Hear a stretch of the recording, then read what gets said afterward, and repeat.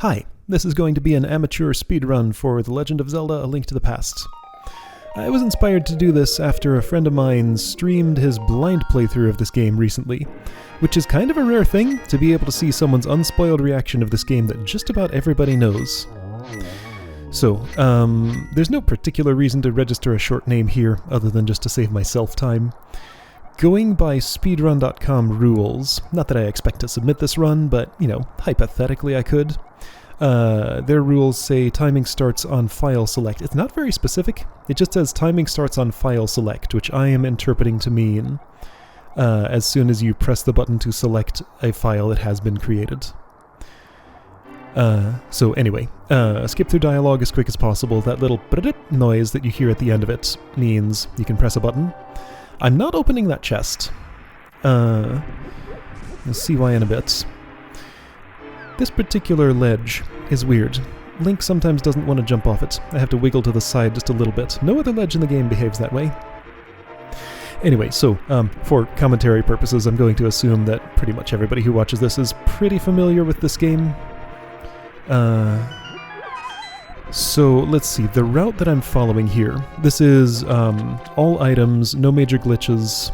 I need to end the game with, every item slot in my inventory filled. It does not include the bomb and arrow capacity upgrades, or intermediate ones. Like, for example, I could hypothetically forgo the fireball shield, and, let's see, I think it's possible to buy a magic boomerang without getting the regular one first. Or, like, skip the tempered sword, for example. But a lot of those intermediate ones are just so useful that I don't really want to skip them. Anyway, so let's see, this was the result of, the route that I'm following here is completely my own creation, not informed by any other route. I did this in isolation, deliberately not watching anybody else's runs, because I'm a lot more interested in competing with myself than competing with anyone else.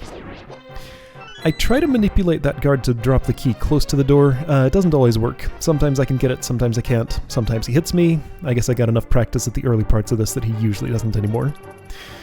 Anyway, yeah, so, total amount of effort I put into this was more than I kind of meant to. Probably did about 25 attempts. I paused for just a moment there because that guy tends to stop in a place where I can only hit his sword and not his body. It's easier to just pause for a brief moment. This dude doesn't always go the same direction. He often gets a hit on me.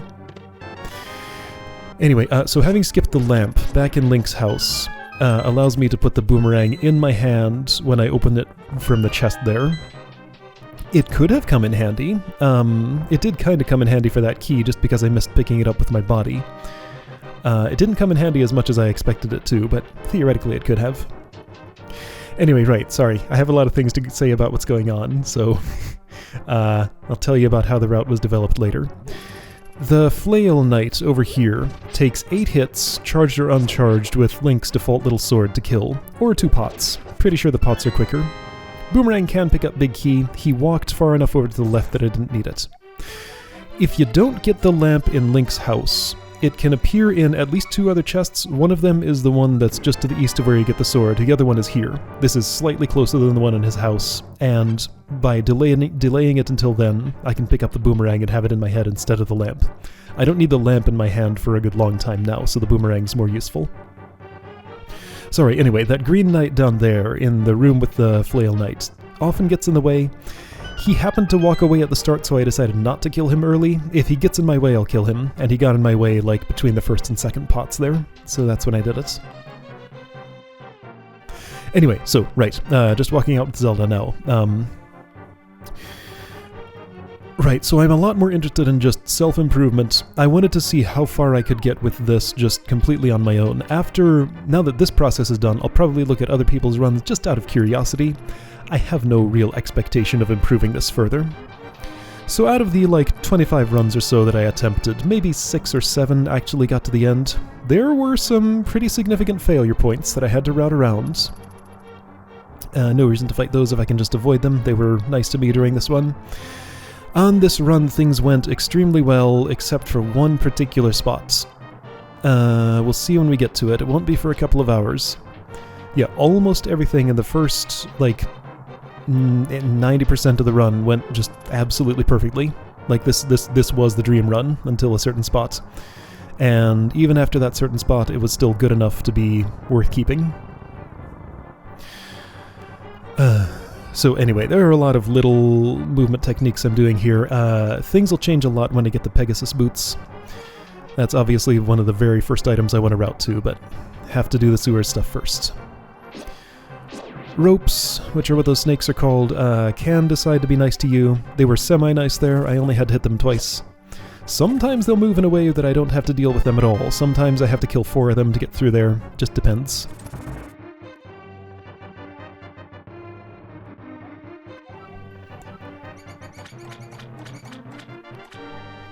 This early part of the game can be dicey in places. The flail knight who guards Zelda and has the big key was a little bit of a stumbling block until I figured out a good way to deal with him. That rat has a key. He's almost always ends up in that same spot, so I know where to get him. Whoops, I took a hit. It happens. Those rats only do a quarter heart of damage. They might be the only thing in the game that does that little.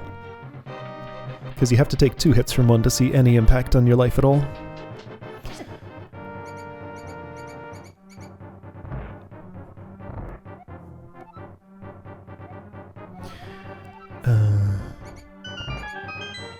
There was some stuff I was trying to say. Oh yeah, so the very first test run I did here was before I read the speedrun.com rules for this. They say not to use the save and quit feature to warp around the map or to game over to simulate it. The first run I did had saving and quitting all over the place to warp to all the points where you can respawn. I thought that was real interesting. For some reason they don't want to see that, so I decided to route it for no saving and quitting. Just because, I guess that's what people do for this category. Hypothetically, if I were to submit this run, it would, at the time of recording, land in 110th place on the leaderboard. Which, honestly, I'm happy with that. I have no... let's see, can I get philosophical about this? Just as a person, I have very little interest in competing with other people. I'm more interested in bettering myself by comparing to my past self. I want to be the best version of who I am, rather than try to be better than other people comparatively. So this is why I'm not particularly into competing with the people on that leaderboard, also because they're all better than me, almost all. And I don't know. I guess I won't go into too much detail about that. This Octorok is always shooting rocks in a circle. This Octorok over here usually does not end up on the east side of that Armos there. Those are called Armos, right? I don't know the names of the enemies in this game very well. I give him one smack with my sword just so that I can move through him while he's not solid. That guy can be a problem. Sometimes when I get to the top of those stairs, he doesn't see me. He was in a position that it looked like he did. Then he got into an annoying spot, so I just decided to stun him and move on. Right, so another thing about this. In addition to having no interest in competing with other people, I'm also not really into the mechanical execution of the run. My interest here is all in routing. Speaking of routing, there are 100 rupees in this room. Money's kinda tight for a lot of the run. That was one of the most convenient sources of money, so it's worth the detour. I always make it back before the big cannonball comes out. Health can be an issue here. I have only 4 hearts. There's a complicated damage boost that can hypothetically be done in this dungeon. I got it once or twice. I'm not going to get it on this run. It's pretty hard. I never got the technique down. So I try to set up for it if it looks like I have a good opportunity, but if I don't, then I'll just skip it entirely. All items doesn't include maps and compasses, so I skip the compass that's in that chest, just because it's a waste of time to pick it up. Yeah, routing the dungeons was really fun. So route development here. Right, so I did that first run with the save and quit, just to sort of see, with like nothing else, what kind of time I could set for myself there. So that was my very starting baseline. I don't even remember what it was. It was like a 247 or something, maybe. Then I got a little stricter, and I wrote myself some notes for a route. and just kind of tried following that in no particular hurry. Going far enough west lets me avoid hitting that button a second time. In no particular hurry, just followed the route, looked for issues with it, set down some save states here and there if I wanted to test out a particular spot a whole bunch. Here's the damage boost. If I hit that guy from the right angle, I can be invincible through the bubbles there, or whatever you call them, and pick up the pot and hit the switch. It's very precise, and if I don't have full health, it's not safe to do. Obviously, it takes a lot longer to kill everything in this room so that they'll go away. I don't know. The random movement of that little dude who I took damage from when I came into the room, he moves randomly and just can mess me up if he's not in the right place. With some more practice, I'm sure I could get consistent at that, but I just didn't want to grind that out so much. I did end that room down a lot of health. Like, this is much lower health than I'd like to be at. I got an arrow drop, so I didn't have to pick up the arrows from that pot over on the left. Otherwise, I would route down to it and get the 5 arrows out of it. That skeleton touched me. I'm beeping now.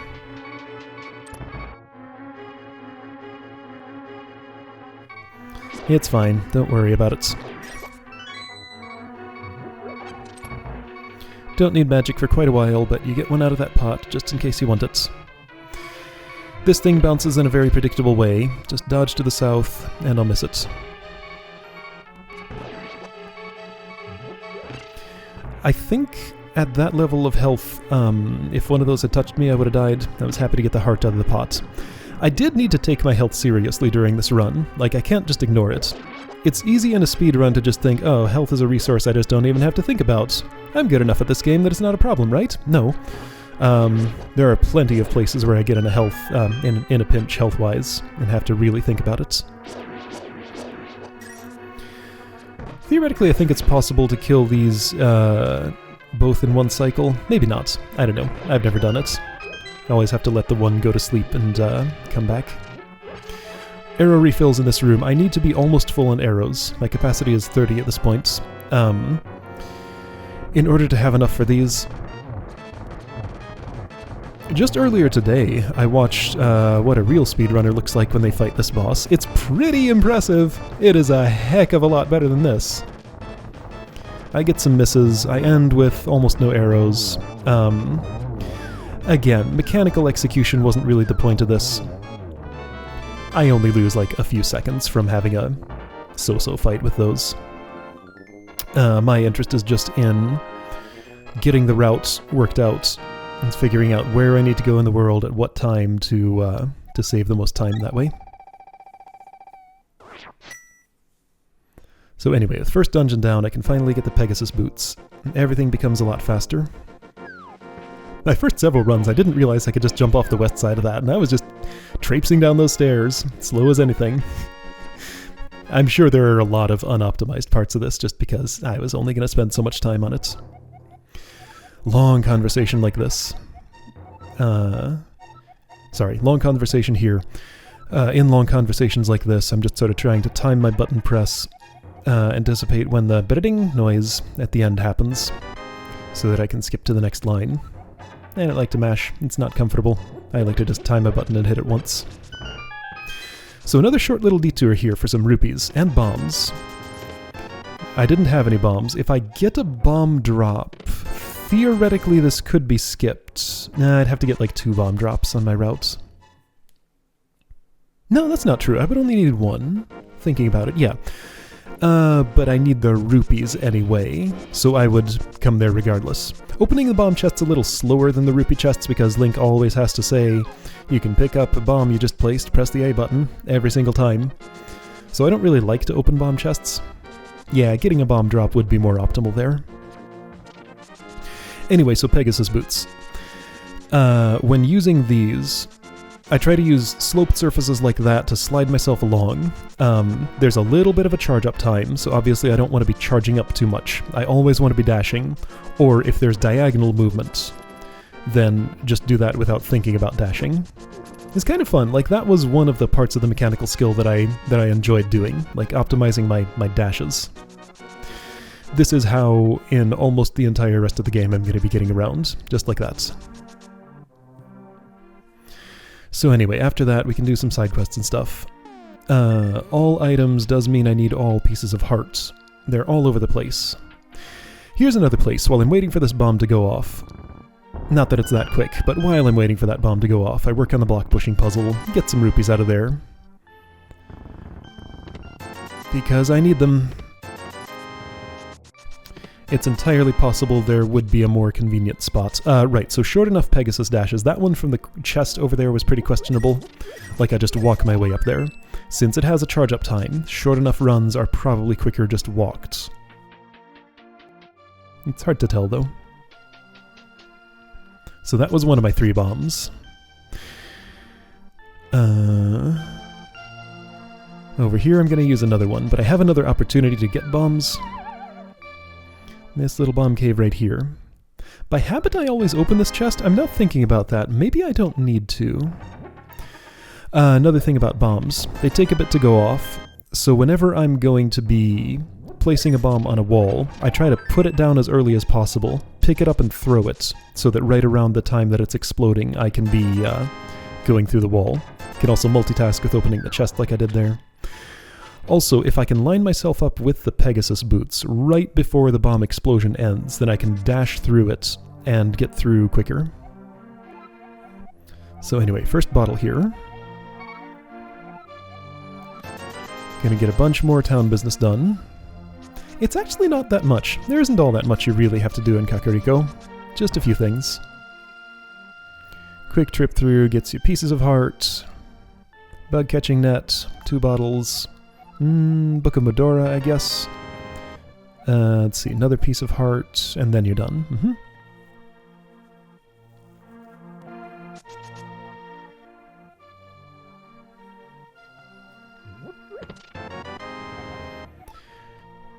So those bottles actually come in handy a lot. Like I said, I do have to take my health seriously. And I will pick up quite a few fairies for insurance just because I didn't spend that much time practicing, like, killing the bosses without any hits or anything. Alright, Book of Medora. That's actually the next item I'll be using, so I equip it right away. Don't need any other item until then. Sometimes I'm able to jump off of that ledge in like no time at all. I don't understand some things about ledge jumping. It just doesn't always behave consistently. Some walls can be broken by dashing, some require bombs. That one can be broken by dashing. Another thing about the Pegasus boots, you can charge them up and then change your direction. I actually charged that one facing left to make sure I didn't pick up that bush. 7 seconds, that's what I like to see. I don't know if 6 is possible, 7's the best I've ever seen. So jumping down that little spot where you can jump over the fence. Which I didn't know like the first several times I played this game. There are some parts of this game you can only reach by knowing that trick, but it's kind of obscure.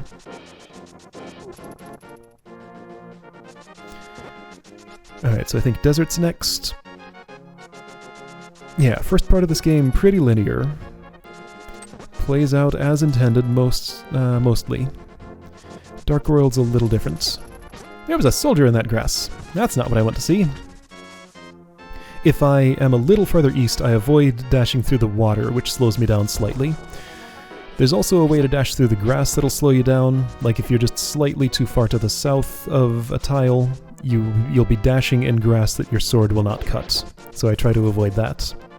Just these little micro-optimizations for movement. A lot of stuff to think about. I go right about until I can see that stone. Oh yeah, another thing about the Pegasus boots. If you run into a surface with them, you'll bonk and waste a bunch of time, so I try to terminate my dash just before I reach the thing I want to interact with in a case like that. I'll bonk a few times. You'll see it happen. I don't think it has yet, other than on the bookshelf on purpose to knock the book down.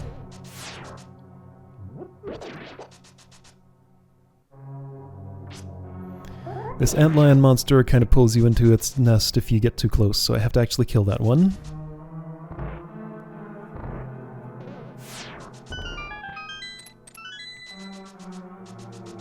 That Beamos has given me some problems sometimes, so I just kind of avoid him by skirting around the outside of the room now. His rotation puts him in a spot where his laser's going to get me if I try to take the more obvious route out of that room, so I just try and avoid that. Those guys with their random movement, they're kind of a pain. And that was the one that gave me trouble in the big key room in the first dungeon.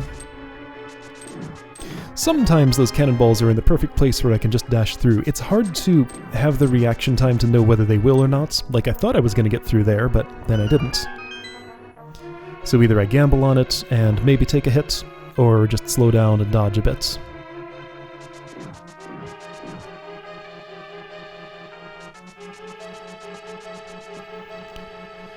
So you just sort of go northwest, east, northwest, then out to the other section of the dungeon here.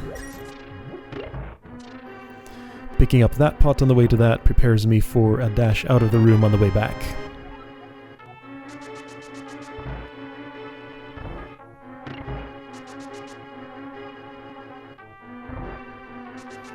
I'm not sure if I can get caught in that antlion's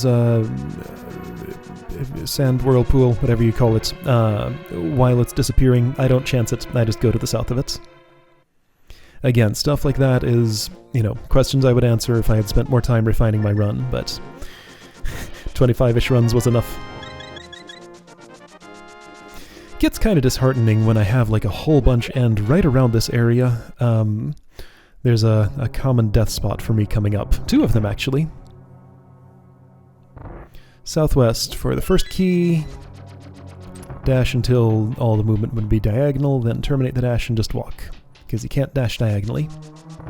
This is a weird room that exists for some reason. Why is that room just to the north of here? There's just nothing in it.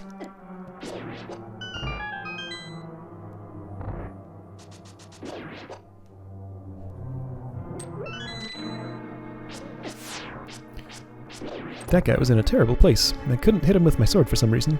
Northeast pot this time. Had to have detailed notes on stuff like that for the first several runs through here, then eventually I got to memorizing them, and didn't have to consult notes for much at all for the last, by the time I got to this part of the process. So there was an initial exploratory run, lots of routing, taking notes, and then memorizing those notes, and then further route refinements. So this boss kills me sometimes. It's not nothing. This boss takes... I tested with all the bosses that were relevant to this. These worms each take 8 hits to kill. It makes no difference whether you charge your sword or not. So I'm not bothering to charge the sword at all. Just a regular slash does the same amount of damage as a charged one. A lot of randomness going on here, a lot of considerations. You know, up to, let's see, 15 things at once that you have to dodge moving around the room. Like 4 rocks from each, and then the worms' heads themselves. Again, don't know what these are called. Been playing the game for this long and I haven't learned the names of anything. They're not given anywhere in the game. So how would I learn them? Last one shoots 8 rocks instead of 4, but it's dead. Alright, so first, not too uncommon death point passed. And this is before the point that I've had a chance to get any fairies into my bottle. So if I die here, I'm just dead.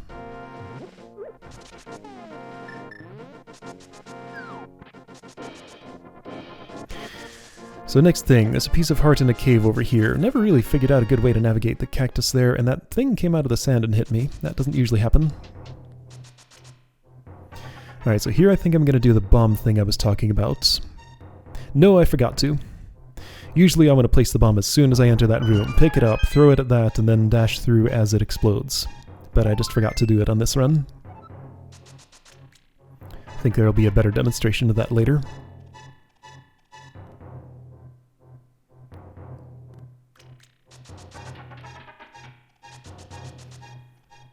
So, done with the desert. At least for now. Had to learn to dash past the Bombos inscription there. I kept going east too early and running into a wall. It looks like the exit, but it's not. Also, one time, I completely forgot where I was going here and went north instead of east. That was a very sad way to end a run because it was going so perfectly otherwise. This is perhaps the place where I died the most on this run. This is actually an incredibly dangerous section right here. So again, rupees. This is where I get the majority of my money early on. There's a kill room for these guys. You can just get across those pits there without having to like use ranged weaponry on those.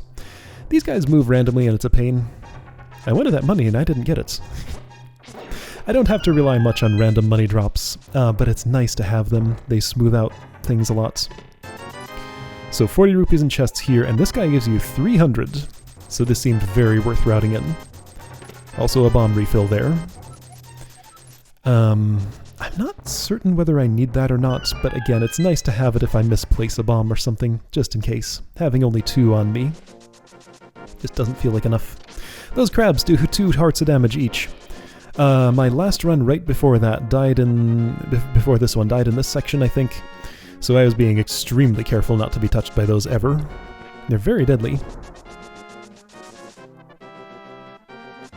So coming up here to get the ice rod, because I'm in the area, just seems like it makes sense. Not much opportunity to place the bomb early because I'm dashing so much.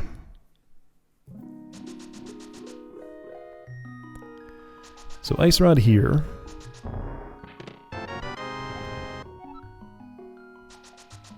And since I'm right next to them, I go ahead and take the opportunity to get some fairies into my bottle.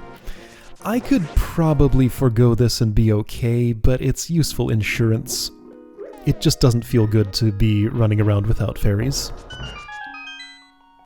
I'm just not good enough at fighting to be sure I'm not going to die. I touched one by accident. I wanted those both in my bottles, but at least I got one.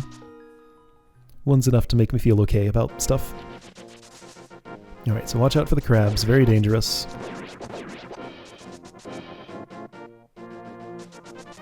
And also those green electric dudes. Really don't want to touch those with my sword. And this one right here is like super in the way. I fell in the water somehow. Yeah, like that guy did not want to let me by. He stands right in the middle. And if he moves even slightly south and you're going south, then he's going to hit you. If he moves slightly north and you're going north, he's going to hit you. I think there might always be an archer in the grass right there where we saw him. Seems like I always see that guy as I go by there. Anyway, eastern route, up toward the mountain, across this bridge.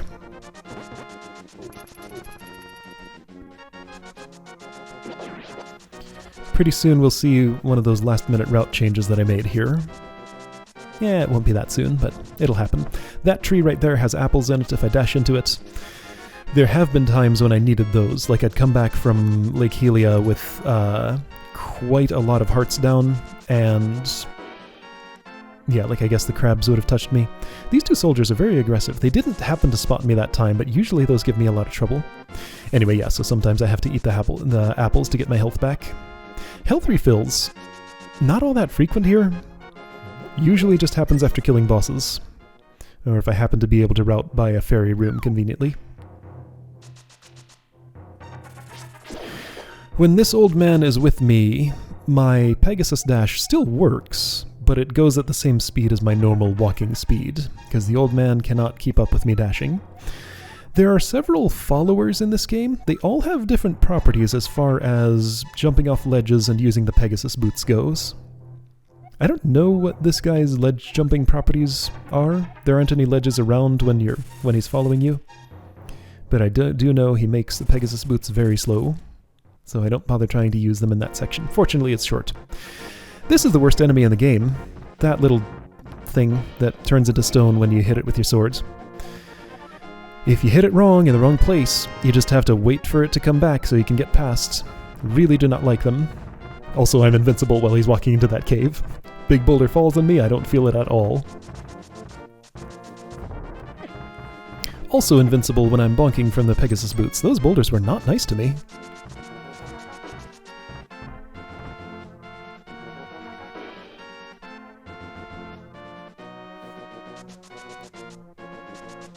I have to adjust a little bit to not bonk on that rock. I have to be all the way south to be sure. So, first entry into the Dark World. And that was that.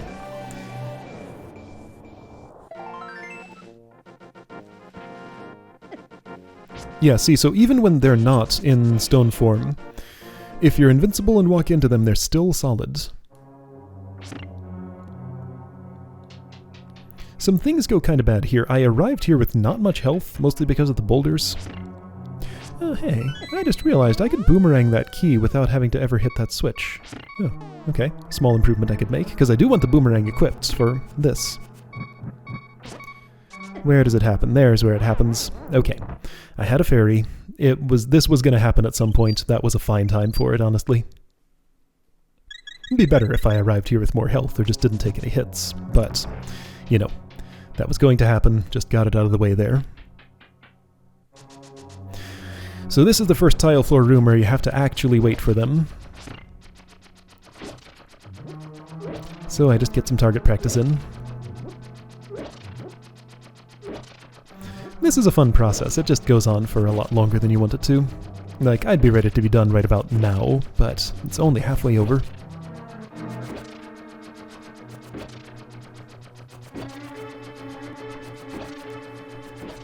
Boomerang's a slightly dangerous way to do that, because if I misjudge, then, and throw the boomerang through it before it starts moving, yeah, that happens. And I can take a hit.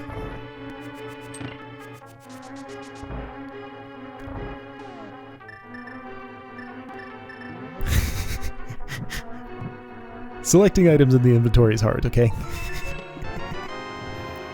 Anyway, so why walk all the way back to the entrance when you have this handy tool that can take you there just by looking into it?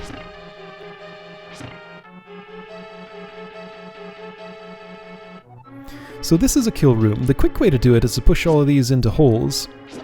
I used to be able to make that work. On the last several runs I did here, it just did not work, though. So I ended up just killing them instead.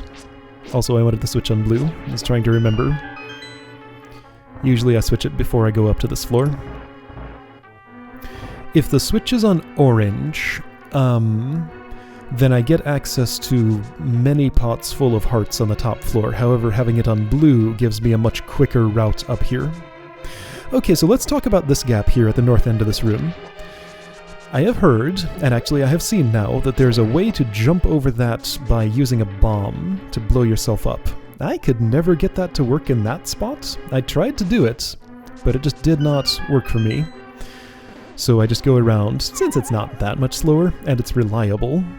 I know what I'm doing here. Just fall down here, get the moon pearl, and I'm right back where I was. You know, it's obviously slower, but not by that much.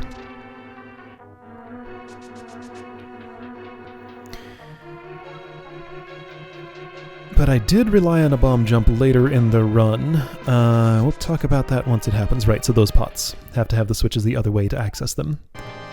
But health is not really the primary problem fighting this boss. Worst boss in the game, by the way.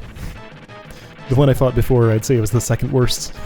The light world bosses are super nasty. Like, once I get to the dark world, I'm not worried much anymore, but the light world bosses are terrible. My strategy for this one is to kind of stand back and wait for a good opportunity to not get pushed into the edge, off of the edge like that, which totally happened there.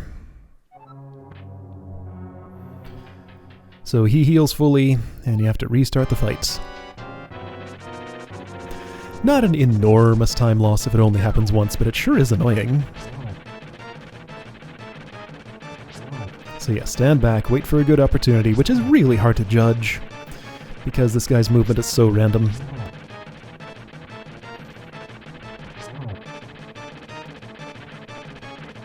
Especially in, well, I mean, especially hard to manage in fast mode. Somehow I managed not to get pushed off there. I don't know how, but I didn't.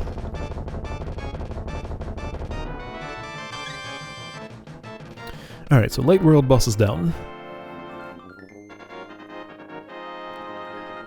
There's a little bit more stuff to do in the light world yet, though.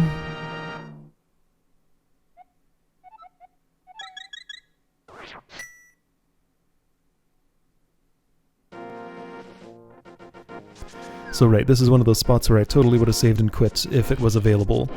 And then forgotten to ever get this heart piece. Yeah, a lot of my attempts ended just because I forgot what I was doing and went totally the wrong way. Oh, this is one of the best fairy opportunities that I get, which is good because my bottles are empty. It is barely out of the way at all. I just naturally end up right next to a fairy fountain here, with 3 in it, so I can get a full refill. Fairies move randomly. I don't know how to reliably get them in my net, so I just try to use it when they're near me, and hope they'll fly into it.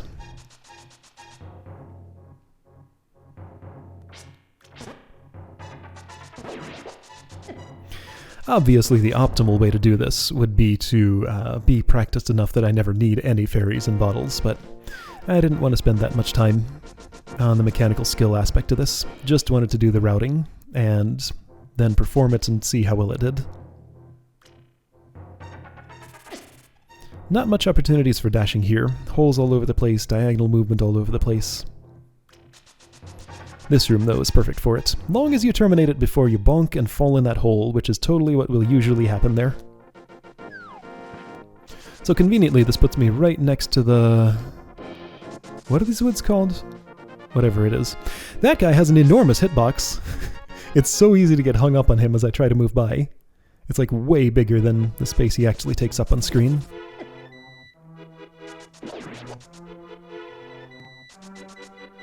For the longest time I didn't know I could go by that tree. I went all the way through the log tunnel instead most of the time. So I got the mushroom. You're gonna see it comes back immediately because I'll walk by that spot again. You can pick up 2 mushrooms, but it doesn't do anything for you. I thought I was gonna be in the perfect spot so I could dash by there. I was not.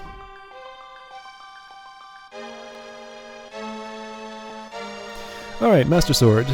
Dinky little sword Link's uncle gives him. Goes away. The game gets a little more enjoyable. So, Master Sword gives me a sword beam. I don't actually like the sword beam pretty much ever. So I always like to be just below full health when I have anything past the first sword. Because a sword beam does a lot less damage than an actual sword slash, and overrides in a lot of cases the damage from that sword slash. That's why I don't like it. Not super relevant for how optimized all of this is, but just like playing casually, I'd always try to take 1 hit if I was at full health with Master Sword or above. Mushrooms back, don't need a second copy. Alright, so this is a handy time to do some light world cleanup. Piece of heart right here. Gotta get it at some point. This is about the best time, probably. So here was a route change that I had made just before I did this run. It used to be that I would immediately go and deliver the mushroom, and also get the flippers right now. This is why I need so much money. But then I figured out that I could do that at the same time as something else and save some time. That was one of the biggest time savers on one of my last-minute reroutes. It's a perfect time to get this heart piece, though.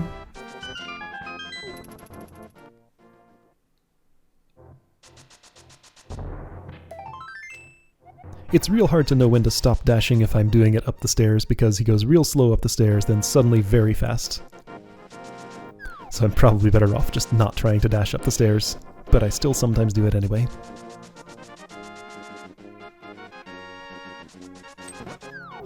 Oops. So instead of going to the witch and Zora's waterfall, I just head straight for the castle now. Because we don't need the flippers immediately. They can wait until a more convenient time.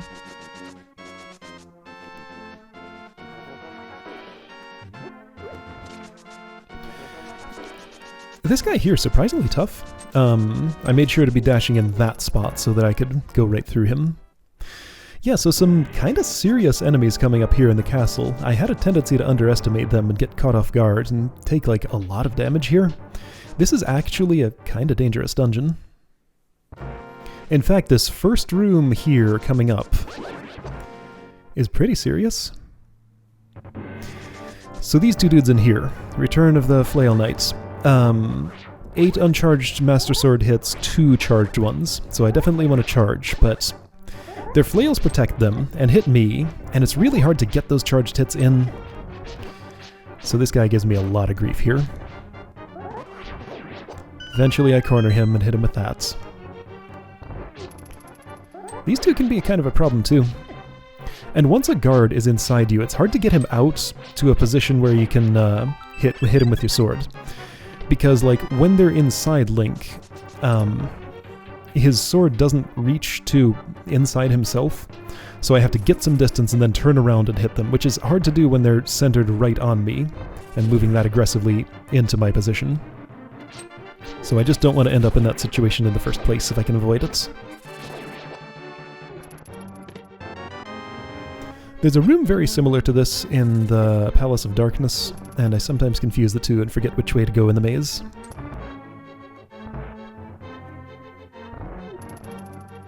Here you can just leave, don't have to do anything. All these dark rooms.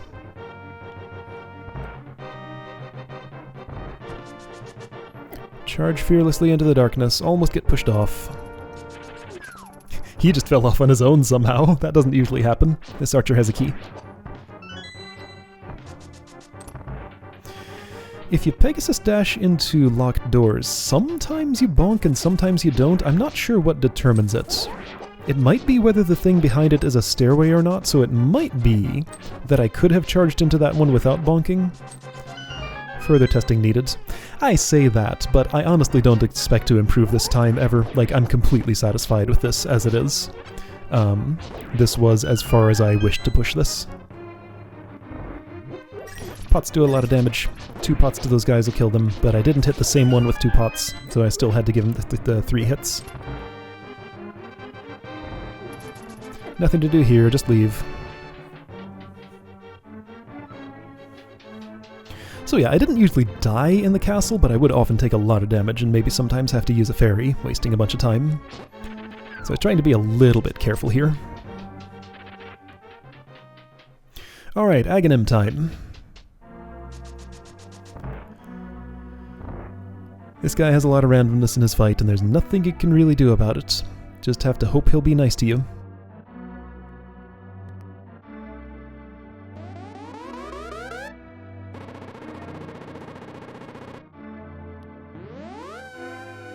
So how many of the rest of you misread his sprite the first time you played this game? So like that little red dot toward the top of his head, I always thought that was his mouth, and he had like this dorky hair covering his eyes, and just this weird expression on his face. Turns out his face is actually way the heck lower than that, kind of shrouded by his robes. I didn't learn of this until I was well into adulthood. You know, like 20 years after I had first played this game. Yeah, that's the one you don't want. I'm sure everybody knows this, but if he does the blue fireball thing, you can't hit him with it. And it's completely at his whim how many of those he's going to do. Is it the 5th or the 6th one? Whichever one this is always lightning. Anyway, not much to this fight. Just wait for him to give me munitions that I can use to damage him. Don't even know how many hits it is, never bothered counting. Just as long as it takes.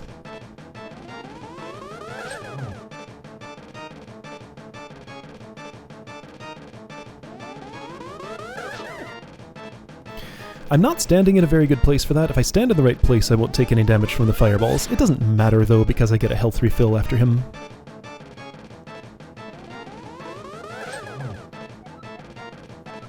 Alright, he's done.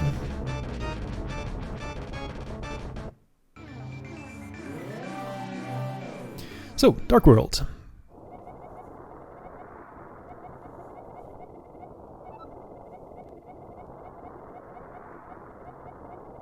Why is it that Sahasrahla can suddenly talk to you from just wherever? Actually, he does this with the Master Sword too. Oh, does the Master Sword function as one of those like little tiles in the dungeon that you touch to talk to him? Because like previously, before you get the Master Sword, you have to touch these things to actually have him talk to you telepathically. But after that point, he can just do it whenever he feels like it.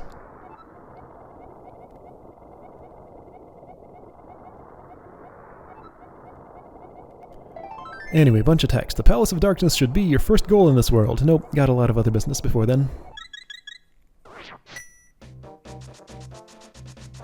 Only time we'll ever visit this pyramid. Well, kind of. No, that's not even kind of true. Only time we'll visit this part of this pyramid.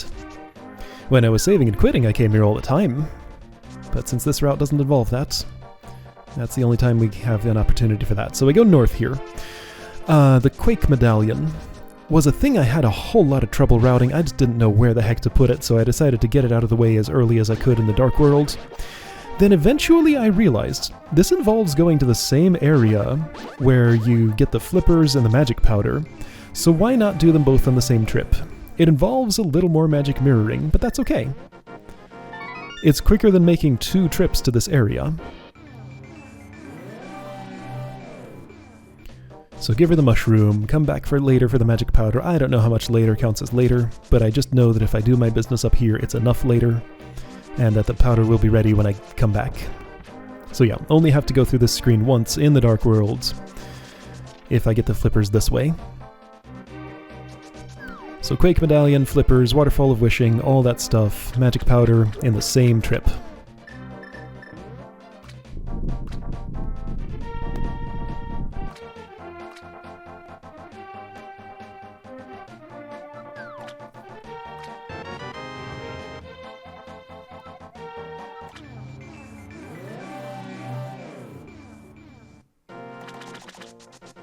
I have to be careful where I use the magic mirror. I wasn't careful there because this was the first time I was actually trying this. I didn't know what was there in the light world.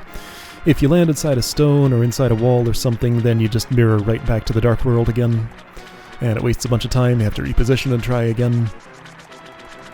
A lot of my route carefully avoids that in places where I know where I need to mirror.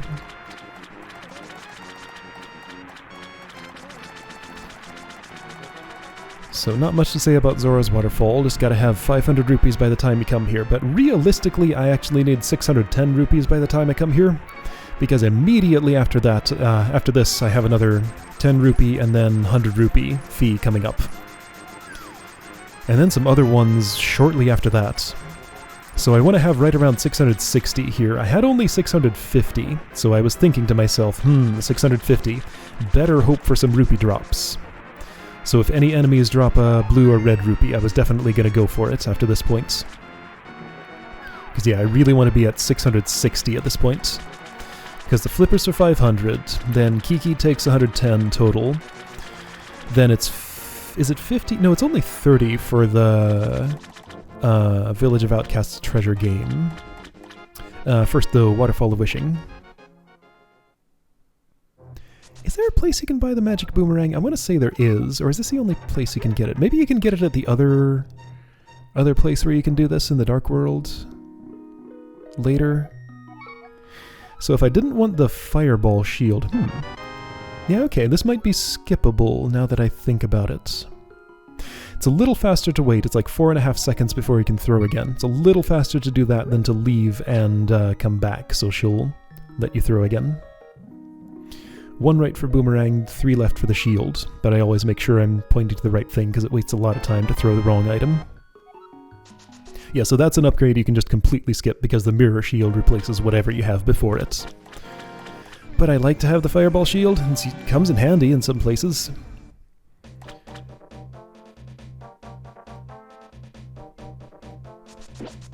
That would be a much smaller time save to skip that than it would be for to not have to use fairies and bottles at all. But I'm not good enough at just the mechanical parts of this game for either of those. Alright, so magic powder should be ready. The door to this building is slightly to the left of the Dark World equivalent.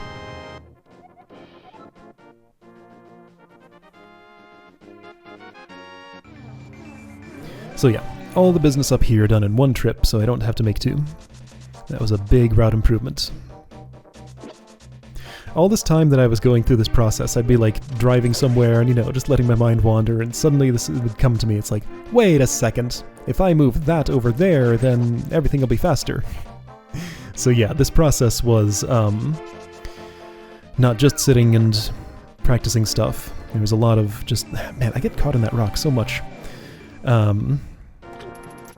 A lot of just sort of processing in the background and thinking about how to improve these things.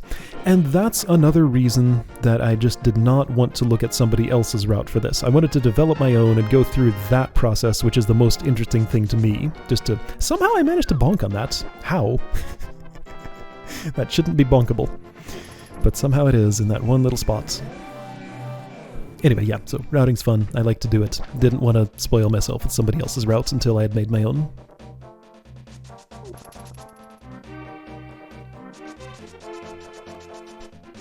So pretty straightforward to get into this place once you know how to do it.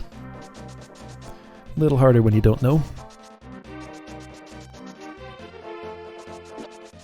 Yeah, so the blind run of this game, it'll be linked in the description probably, because I found it super interesting. Opened my eyes to a lot of the things I just either had forgotten or never knew about this game, the way it gives hints and communicates how to go where. Because when I first played this, at the same time my older brother was also playing it, and there were definitely times where he would just kind of give me advice on what to do when I didn't know what to do. So I never experienced seeing the way this game gives hints about stuff firsthand. But having the opportunity to do it secondhand was eye-opening and pretty cool. Alright, Palace of Darkness. Dark World dungeons tend to be big, confusing mazes. These were a lot more work to route than the Light World versions. Had the mirror in my hand, so that was handy. I just need the one key there, don't need to go east at all, ever. There are a lot of locked doors I can skip. So right, East Bridge. Another key available there. I do need one immediately. This seemed like the quickest way to get one. And then I turn around. I used a mirror at this point. It's probably faster to turn around. It's about the same, though. Very little difference.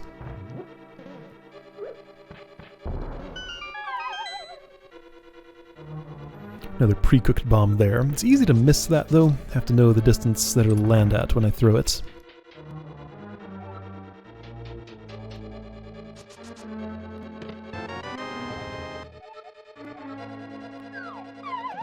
There are so many areas of these dungeons that I just don't even visit at all.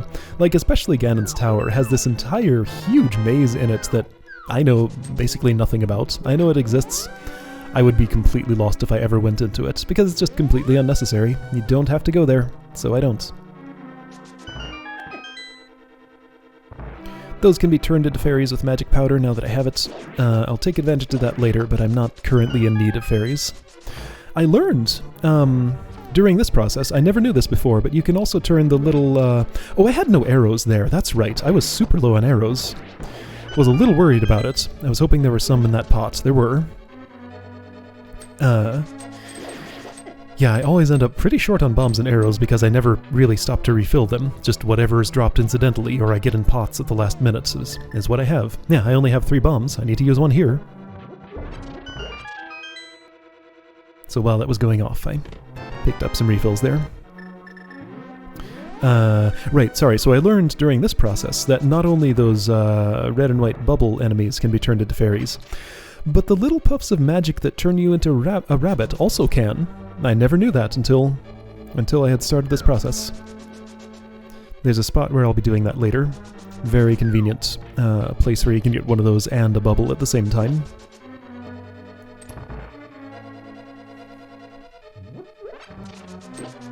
This collapsing bridge segment always feels a little dicey. If I don't happen to kill that guy with my charge, then he can knock me off the bridge and waste a lot of time. So I don't want that to happen. Right, this is the maze that I confused with the one in the castle upper floors. I think that chest up there just has like some rupees or something in it. Which honestly, since it's so close, might be worth getting. I forget how many there are. If it's only 5, then I wouldn't bother, but I don't remember how many it is. This is a dicey bomb, but it somehow makes it. It's just barely close enough to open that. Alright, hammer. Now I'm way out in the middle of nowhere, and I would have to spend a key to get out of here. Ice rod is not mirror. Magic hammer is not mirror. There we go. So I just mirror out. A lot of returning to the beginning of the dungeon in this dungeon. Probably the place where I do that the most. You won't see it as much in other dungeons. So East Bridge, West Bridge, East Bridge, West Bridge. There might be a better way to do this somehow. This is the way that I ended up doing it.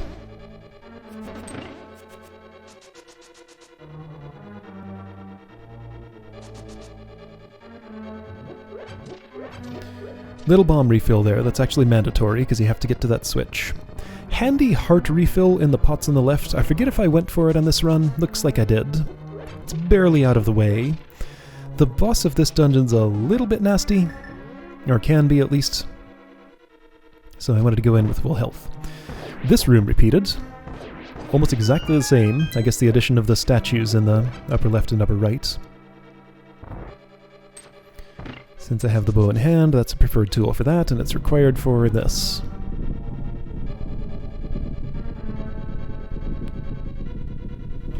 Why is that stairway not just, like, right there? I don't get the point of having the wall move this far. It just wastes so much time. Like, if I hadn't jogged over to the right like that, it'd just be completely off screen at that point.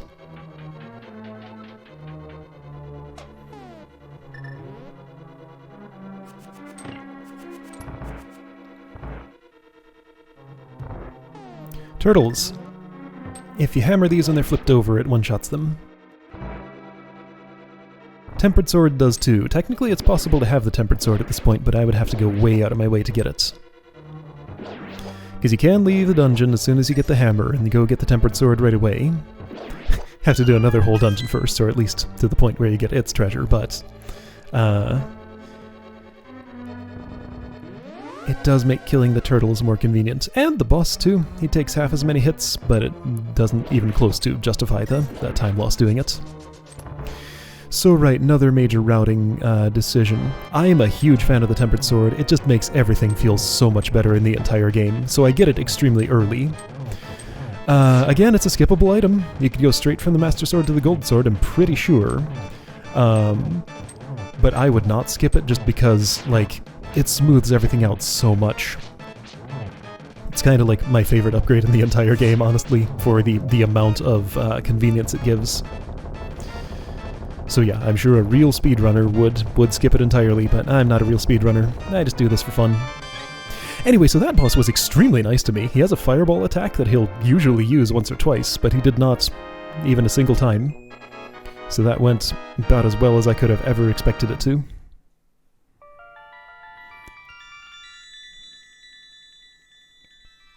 First crystal. Every time this happens is a good time to, like, get up and get a drink or something if I need it. Because there's a lot of time between standing there and waiting for the crystal to drop, and when you first have to make an input to skip the text here.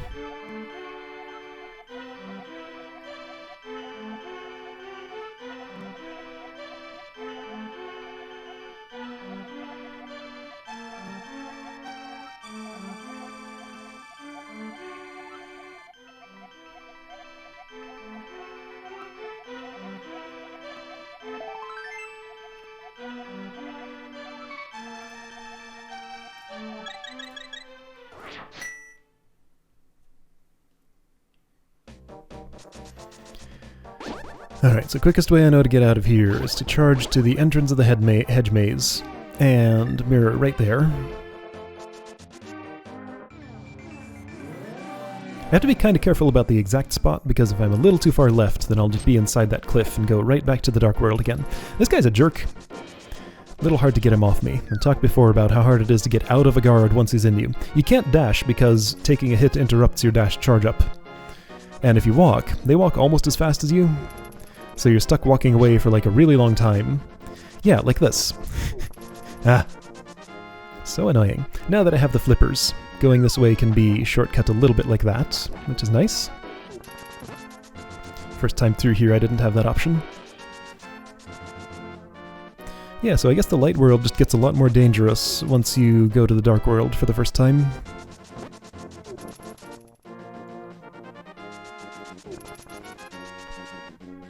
So this is definitely not the prescribed route for doing the Dark World dungeons, so I go straight from Dungeon 1 to Dungeon 4. There might be a quicker way to get to this spot. This was the best one that I found on like a cursory look.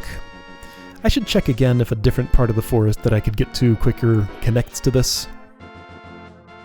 The most easily accessible one by the fortune teller does not connect to this section. I think you might just have to go all the way around here to get to where this is. Anyway, yeah, so as soon as you have the magic hammer, you can get to the Village of Outcasts. I had thought for the longest time that you couldn't actually get this early, that you actually needed the hook shot before you could get the Tempered Sword. Another thing I learned during this process, that portal is accessible as soon as you get the hammer. So, here's one of the two major RNG points in the game. This is a relatively minor one. So chest game, there's a piece of heart in here. On average, I don't know how many times you have to play. Got really lucky and got it on the first play here. So that was really nice. There's another game similar to that coming up in a bit. But you lose much, much more time if the game doesn't decide to be nice to you. So yeah, Dungeon 4 basically requires nothing. As soon as you can walk into this dungeon, you have everything you need to complete it.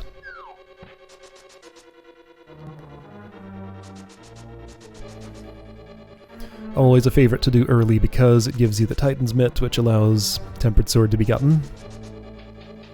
Even playing casually, I would always come here as early as I could to get the Tempered Sword, because I just like it so much.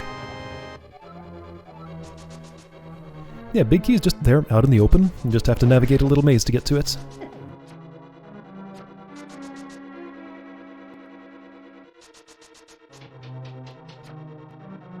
Too many things on screen at once.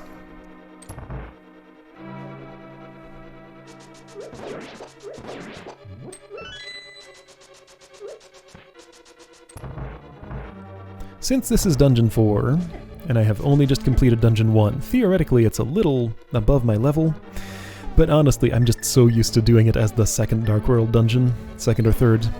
Yeah, right, so there, you can use the magic powder in those. Which I do in this section because there's like 2 of them right next to each other, and I'm always fairly down on health through here, so it's a good place for a refill. Didn't need it that much. By the time I come back around to this room, that thing will have respawned. So I'll be able to refill again there.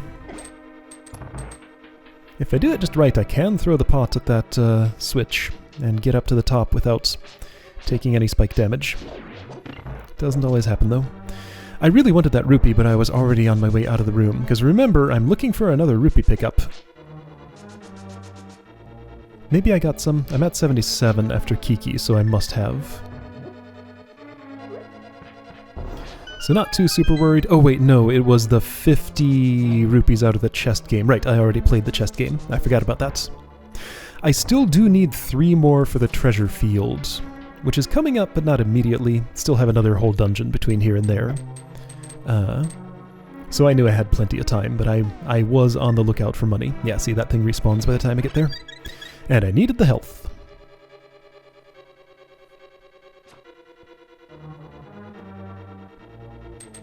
Once I learned you could magic powder those, then it's just actually really nice to see them instead of being like this jerkish enemy that moves in a hard-to-predict pattern that drains my magic if I sit inside it. Turns into, hey look, opportunity for a health refill. How nice. Unfortunately, you can't Pegasus dash through those locks. They bonk as they unlock, so I have to just walk at normal speed in here. So this particular follower keeps up with you, doesn't slow you down at all, don't know her ledge properties, yes I do, she just comes with me off ledges. Right, so bonking into that door, does not move you through it. It must be whether it's a stairway or not. Anyway, Titan's Mitt. Got everything I need here. And we're basically at the end of the dungeon already.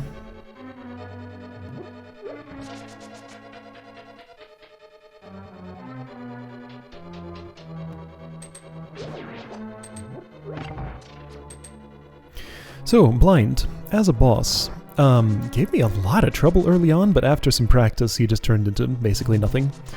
Don't have to worry about him at all. I had thought that I had to wait for his head to stop flipping out and shooting fireballs everywhere before I could hit him again. Then I tried hitting him again, and he actually has a very short invincibility period, making this completely doable. Also, apparently he takes the same amount of damage no matter what you hit him with. Even like different swords do the same amount. I could have left here and gotten the Tempered Sword. Wouldn't have helped me with him at all. And of course, on this route I wouldn't anyway. But it's a thing I used to do, not knowing that it didn't help me at all. And that particular encounter is one that I really want the Fireball Shield for. Then again, if I go in with full health, I'd probably be fine without it. Because he's just such a non-issue.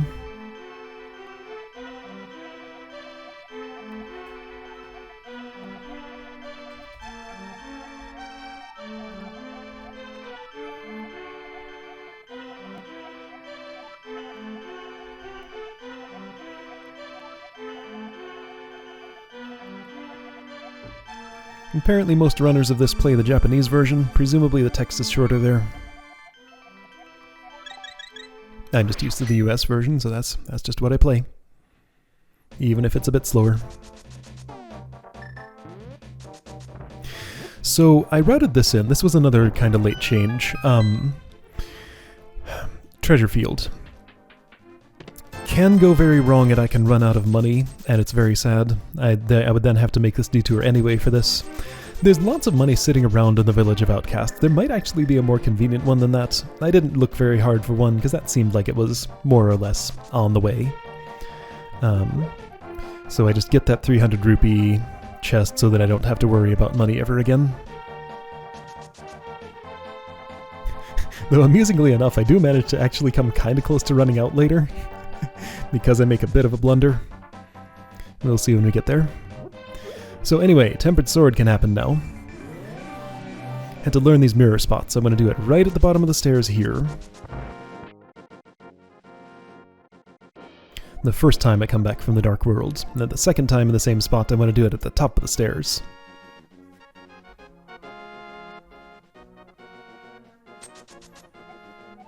Have to leave and come back for them to actually temper your sword.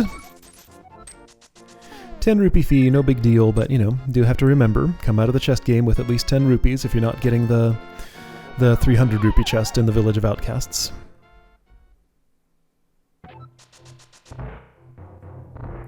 So for half magic I have to take the hammer out of my hand to get the magic powder, then I have to put it right back in my hand for the next thing I'm doing.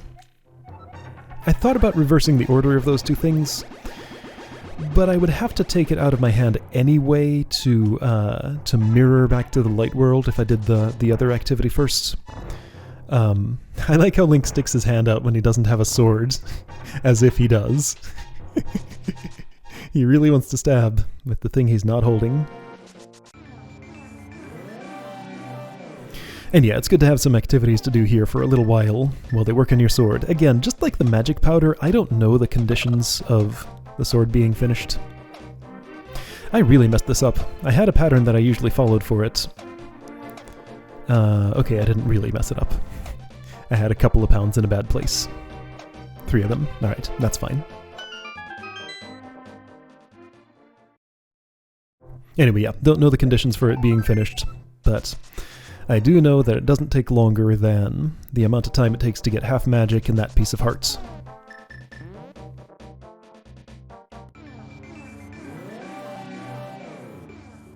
So I want to come straight back to the Dark World after this, so I put the portal right up there.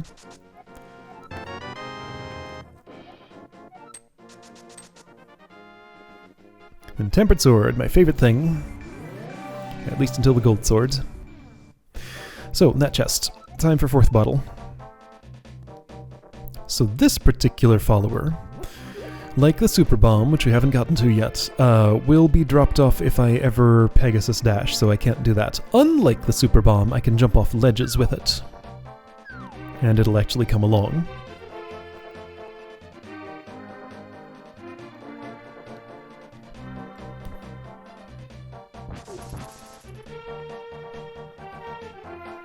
Fortunately, it's not too long a run with this thing.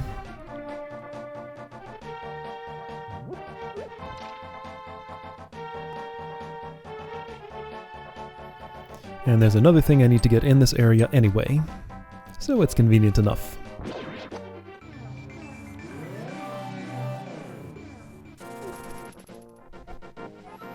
I mirrored a little farther away from him than I usually like to. I do have to wait for Link to stop flickering so he can go back through the portal again, but that wasn't really an issue there. Alright, so while I'm here, might as well get Bombos. No better time to do it.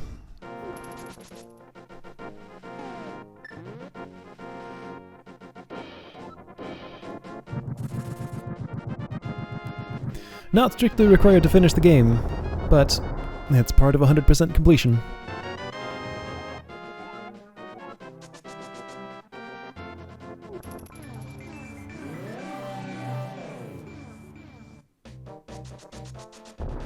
Also, while I'm in the area, might as well do the Swamp Palace now. Because again, there isn't really a better time that I know. I'm right next to it, so let's do it. It has to happen at some point. I don't think I strictly need the hook shot until I want to do Misery Mire. I can't think of, off the top of my head, any other places where it's actually required. But again, this is a convenient time, so it's time to do it. Yeah, so Dark World dungeons can be done in lots of different orders. There are some strict gates on doing them in a certain order, but for a lot of them, you can just do them whenever you want.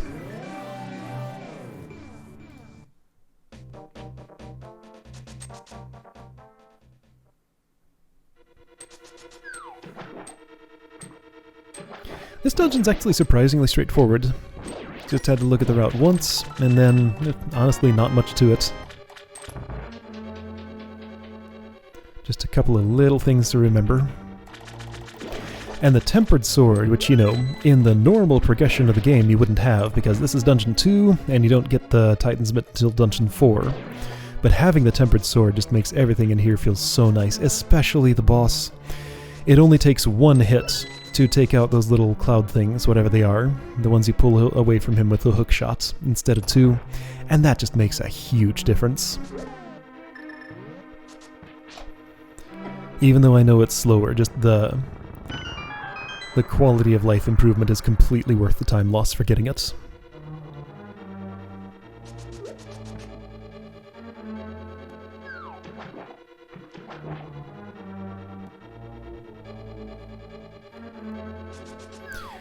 Nothing interesting to the south, just a compass, so don't go there.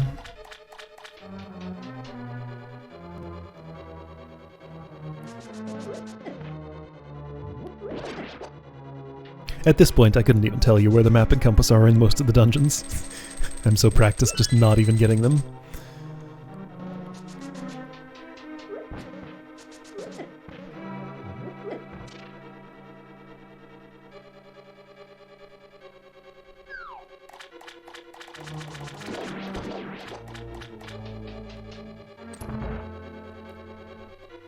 This little back and forth dance you have to do here is a little complicated if you don't know what to do. It's not the most obvious thing, just have to figure it out from trial and error, you know, the first time through the game. But I do have to, even though there's a door to the south, I have to hit the switch and go around.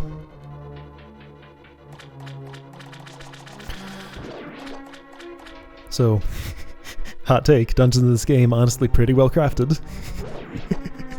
I like a lot of what they do.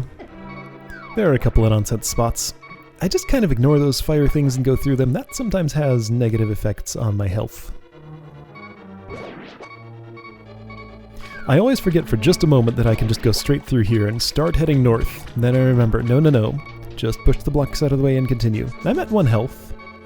Wasn't super happy about that. But I didn't particularly expect to die. If I was gonna die, it would be in this room. And that room went as well as it possibly could have. Was pretty sure there weren't any hearts in those pots. So we're just gonna have beeping for a little while.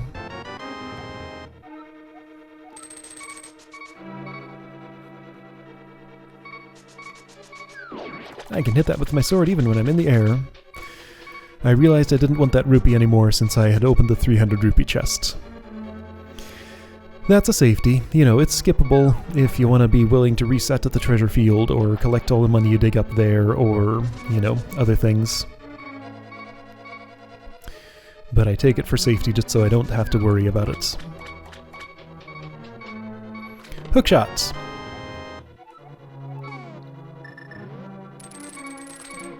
Pretty nifty item, handy for lots of stuff. Oh, I did die. Okay, I forgot whether that happened or not. I have fairies, though. It's fine. What is that, second fairy of the run? I used a lot less, not nearly as many fairies in this run as I typically do. Another reason this was one of my best runs. But even so, I still used quite a few. Anything more than 0 is honestly too many.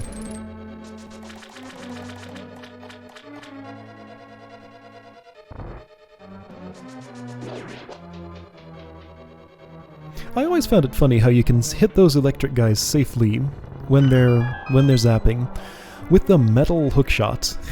I guess it's some kind of non-conductive metal. But not with your sword.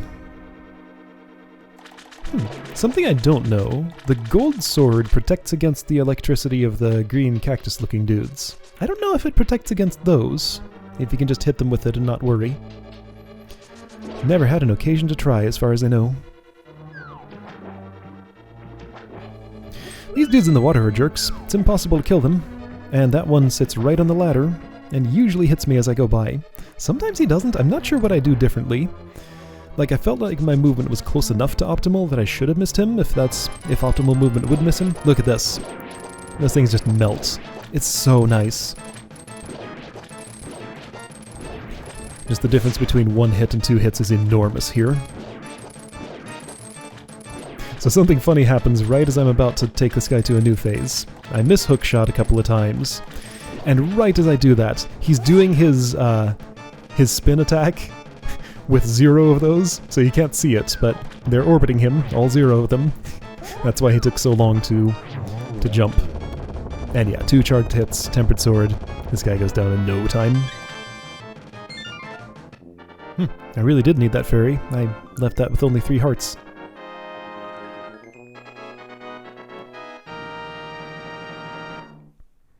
A little bit less ignoring the fire snakes would probably be good for me.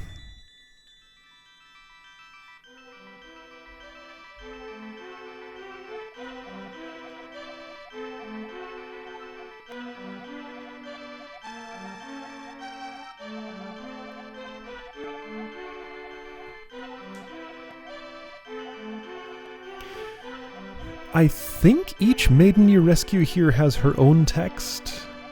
Technically, Zelda doesn't have to be the last one you rescue, so you could probably see her out of order. I've never actually tried. Actually, no, hang on.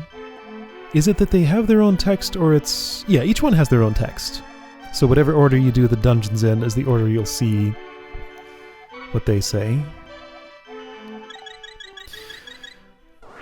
Not really relevant unless you want to read the text, though, and during a speedrun, you really don't. Okay, so where do I go from here? I don't even remember where my route takes me after this. Oh yeah, flute. Right, I need the flute. This was one spot where I always had to look at my notes, because it's one of those times... I had a lot of trouble selecting that mirror. It's one of those times when just, like, my chain of quests kind of has concluded, so it's time for a new one. So what is the most convenient closest thing? Whenever you talk to this guy, Link puts his hands on the stump as if he wants to pull it.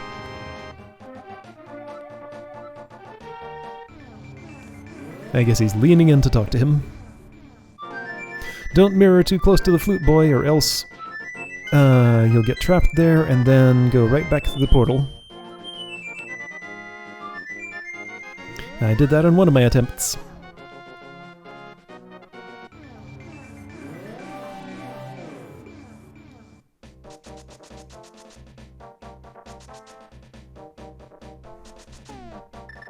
I had some theories about whether it's better to get this heart piece first or after I get the flute. It eventually worked out that I usually do it after the flute. There was something about putting the mirror in my hand. Oh yeah, so doing it this way means the mirror is in my hand while I'm doing the treasure fields, which is a little uncomfortable because I don't want a mirror while I'm digging. It doesn't actually happen, it just feels bad to press the Y button when I really don't want a mirror. Gotta adjust a little bit north to not bonk on that bush. I didn't do it there. Alright, treasure field. So, yeah. Biggest variance in run length when getting all items at completely the whim of the game. There's a piece of heart in here, and all you can do to get it is just to optimize the number of holes you dig per attempt. 4 attempts was pretty average, I found. Really, you want 1. I mean, really, ideally, you'd want it to be the very first thing you ever dig up here. So as I said before, this run went extremely well, and I got the piece of heart on the very first play of the treasure field. It's the only thing I'm interested in there. As soon as I get it, I leave. That was when I knew this was the run that I was gonna, well, not submit, but, you know, post publicly. Because I had been recording a few attempts before this, and none of them were good enough. This one was good enough.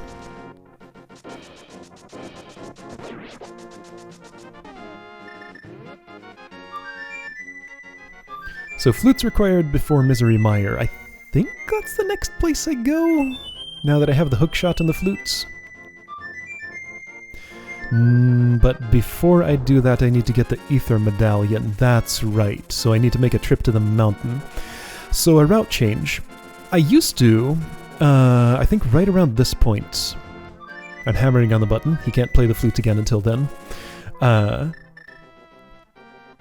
Wait, no, I have some other side quests to do. Okay, so this is another just, like, out-of-the-way group of items. Oh, right, Misery Mire's not next. I need to do Skull Woods, right. Yeah, another out-of-the-way group of items. I don't know a better way to get these. I feel like there's a way to route these in somewhere else, but I never figured out a better one.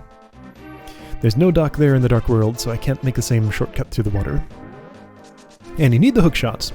Yeah, for the longest time, before I knew about the Kakariko portal, or, you know, realized I could do it as soon as I get the hammer, I thought this was the only way to get over to the other half of the Dark World. Like, you had to go get the hookshot and then go across there.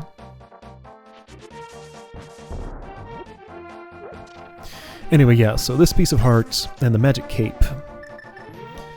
I feel like there has to be some other better time to get these, but I never could find one, so they're out of the way. Just have to go get them whenever you can, and this was the time I chose.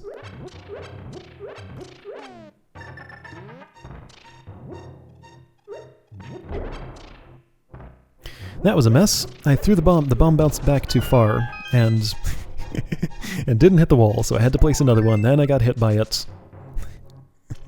It's okay though. Small mistakes like that don't matter much. They do add up though.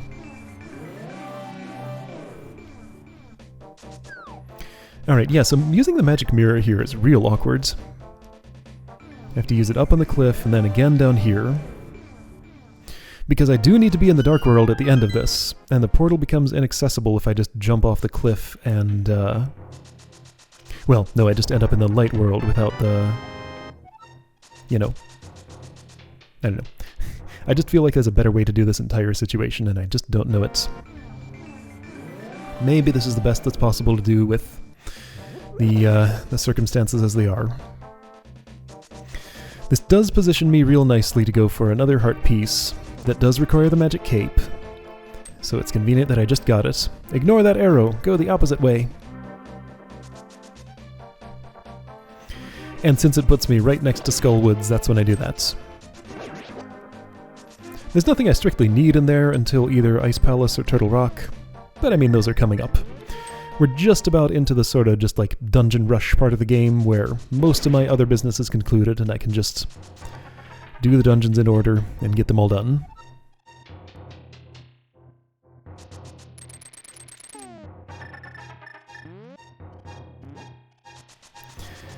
I feel like there must be some way to cancel the magic cape that doesn't eat up the time that it takes. Like, Link has to hold still while he's doing that animation. I looked for it. It doesn't cancel when you go through zones. Couldn't find another more convenient way to do it, so that's just when it happens.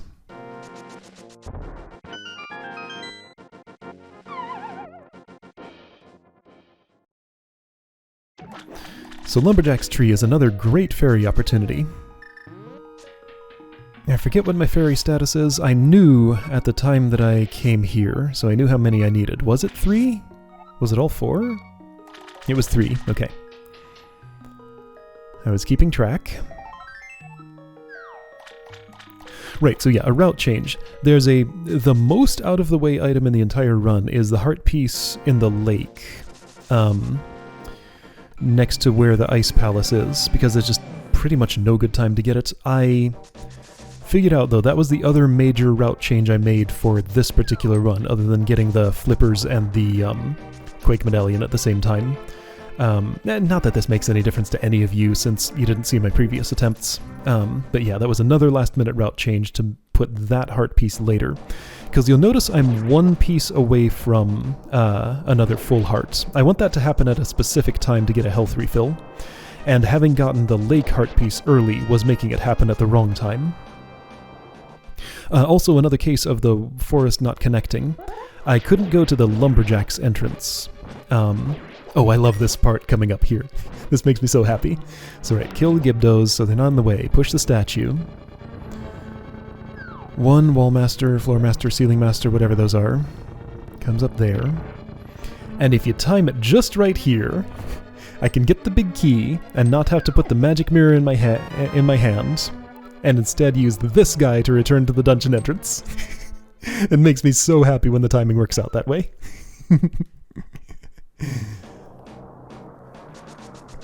Anyway, yeah, so Skull Woods. Another dungeon that you just don't have to enter much of if you know where to go. Like, I see only maybe less than half of this dungeon. I almost always forget to hit those stars. Eventually I drilled it into my head. Another bomb that bounced back too far. That's the hazard of pre-placing them. Sometimes they don't actually land in the hole. There's probably a reliable way to throw them so that they do land there when you need them to. I don't know it though. I'll bet if I were better at bomb jumping, I could bomb jump across those holes. But I don't actually understand how it works.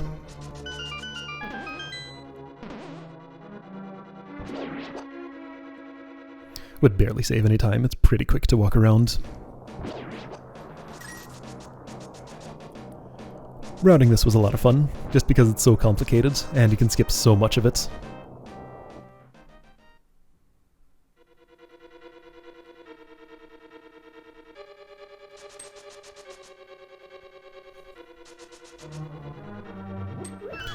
That key comes in handy. It's barely out of the way.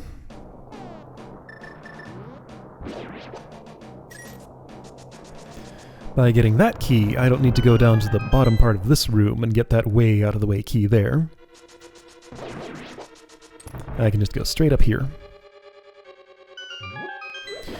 These holes are easy to cheat over. Just go diagonally. The zappy dudes, whatever they're called, were very nice to me. Gibdos burn very quickly. Use a lot of magic here, but there's a full refill. There isn't a full refill. I thought there was a full refill in one of those pots. Okay, well, I had enough. This Gibdo has a key. Why didn't I fire rod him? Oh. I should have fire rodded him. That would have been quicker. You have to wait for him to finish burning, but that's quicker than 3 or 4 sword hits, whatever it takes. So this boss, third worst boss in the game, I didn't know until fairly recently. He can be killed if he's nice to me, with just 3 uncharged tempered sword hits. I learned that the reason it doesn't always go that way is because when you hit him, you push him into the spikes at the side of the room, and that overrides the sword damage somehow and just does a much smaller amount from being pushed into the spikes. So the ideal is to hit him in open space so he takes the full sword damage. But he just does whatever the heck he wants. The floor in the room does whatever the heck it wants. Conveyor belts you around everywhere for some reason. The spikes do whatever they want. So it's just up to the game how well that fight goes. That was a time when it didn't go particularly well, but even if it goes poorly, it's over pretty quick.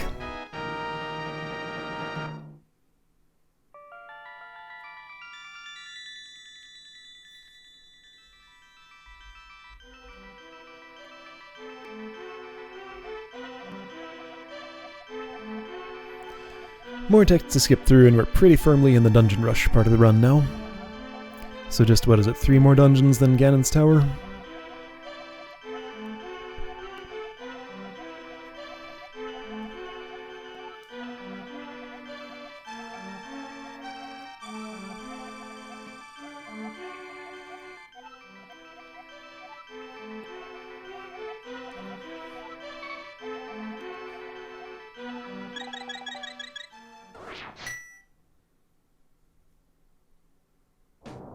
No, no, no, don't go wandering off.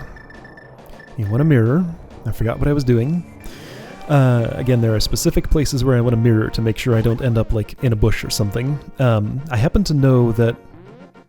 What was I doing? I don't know what that was about. I happen to know that all of the, like, the places where Link lands when he, I think I was like checking my notes or something, or trying to remember. I had to come here for the Ether Medallion. Right. Ether Medallion's easy to forget. It's very sad when I do, though, because I get to Misery Mire and can't open it. So at some point you have to flute to 1 and get this stuff, which is also a pretty good time to get the Cane of Burna. Cane of Burna is an item that I just basically never used when I was casually playing this game, but I found a couple of real good uses for it during the speedrun, so I was happy about that. It's a useful tool.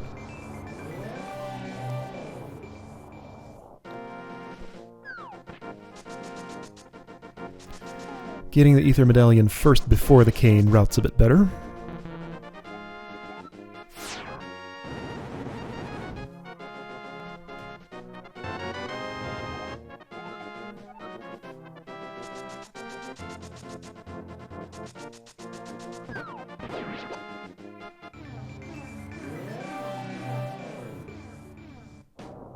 So one mistake I made a whole lot in my early attempts at this was to come out of this cave without enough magic power left to cast Ether. And it was very sad every time that it happened. So I'm going to take a lot of heart damage in preference to using my magic meter here. I'll run it all the way down to right around the level where I can Ether. I could totally forgo these hearts. I get them for safety. Well, let's watch. Let me watch my health meter, as if I'm going to do another run here and want to optimize it further. During this run, I almost forgot to turn off the magic cape as early as I needed to. Oh yeah, I totally had enough. I didn't have to touch those hearts and the skulls at all. Anyway, what am I doing?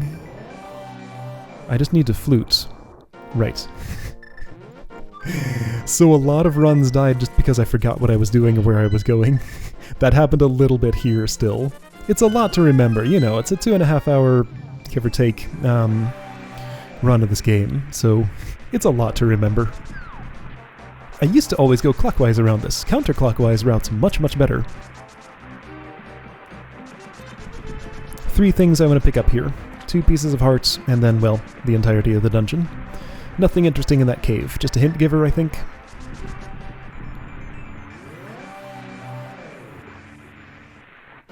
So by making the lake heart piece later, this one takes me to a full heart, and I get my health back before the dungeon. So that's nice, because there's no real convenient refill in there. I'd be going in with reduced health. And if I were to have skipped the hearts in the pots, which I totally could do now, then I would be at 4 hearts less than this. So it's good to align the full hearts gain with when this happens. That's the only time I really routed specifically for that. Didn't have to push that first block.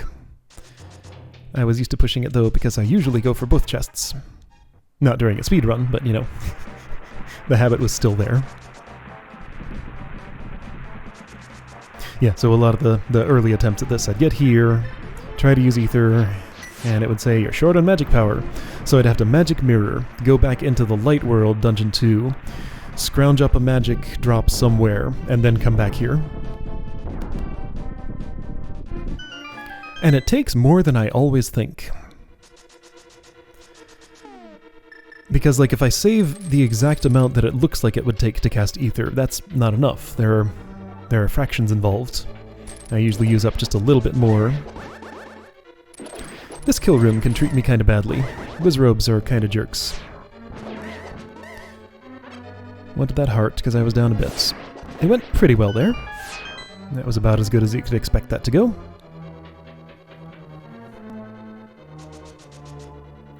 Yeah, so the very last run before this winning one died right here in Misery Mire because I forgot where I was going and set off on completely the wrong path and then didn't have what I needed. So right up until the end I was still forgetting my routes. It's a lot to memorize again. And it's not super convenient to look over at notes next to me when I'm in the middle of executing all this complicated stuff. I was very distracted in this room. The movement here is not very good. Just because I was thinking about something. I don't know what. Yeah, super sloppy. It's fine though. Little micro mistakes like that do add up, but not too much. It's the big mistakes that are more important not to make. So yeah, on the failed run, I just continued straight to the south thinking, okay, I have everything I need to get the Cane of Samaria, right? No, I don't have the big key yet. You have to go all the way in here to get it. Then I magic mirrored away from the chest to try to go get it, then the switches were all in the wrong place and everything was wrong, so I just had to kill that one. Very late. It's very sad to kill a run when it's, you know, this deep in, hour and a half plus. And it was going extremely well, other than that. So it was very sad to see that one killed. But this one was good, so it's fine. Full magic refill here, since I just used it all in the Burna cave and the entrance to this. So I'm sure to get that.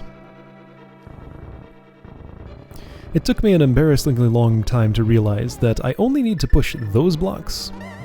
I should have switched to the fire rod there. Why did I choose lamp? Because I can just use the fire rod here. Oh, I wasn't sure. Right. This was a sort of on-the-fly reroute.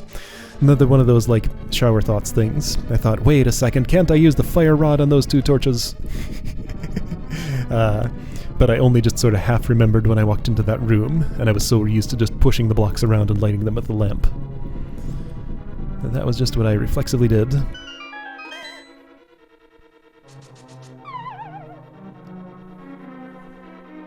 That hole, perhaps unlike most other holes in this game you can fall into and actually get somewhere, has no, like, floor texture under it. I thought that was kind of a mean trick. It just looks like a bottomless pit. But that pit has a bottom. It's unmarked.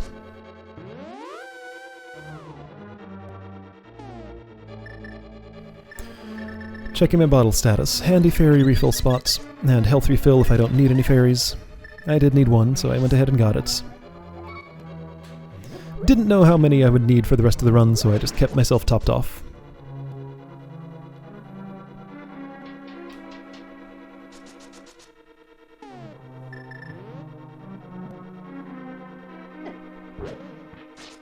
So now I can finally go south from this room and get the cane.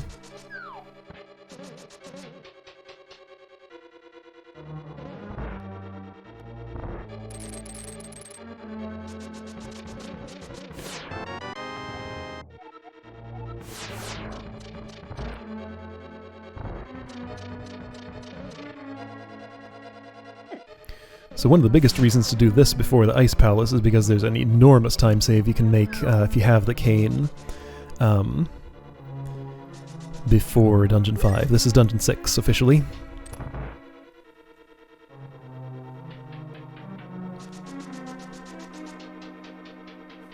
I like how I say, I assume people watching this are familiar with the game, and then I still bother to explain things like, hey, this is Dungeon 6, in case you didn't know.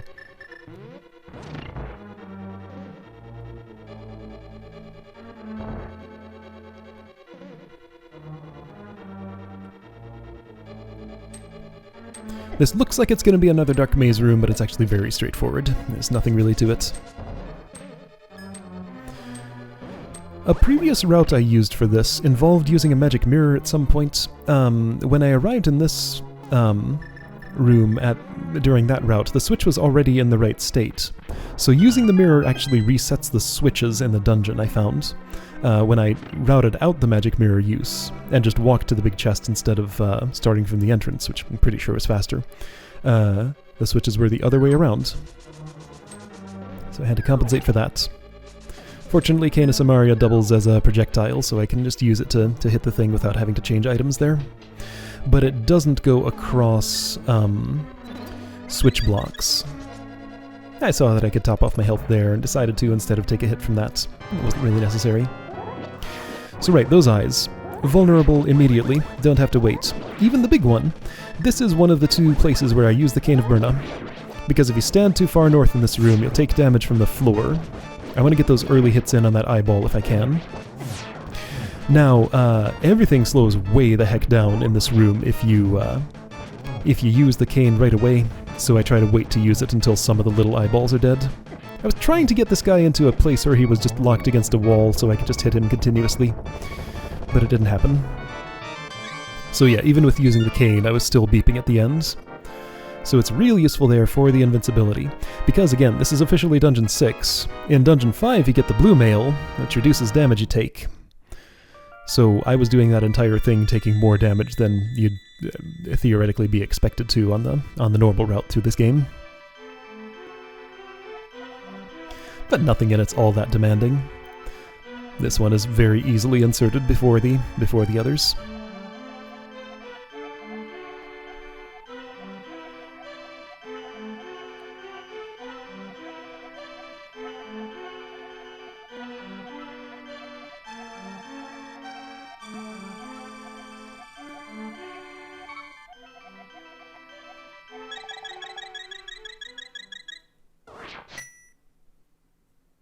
I guess it probably saves time to end each of those battles with full health and magic so that you don't have to wait for them to refill. Again, real speedrunners probably would do that.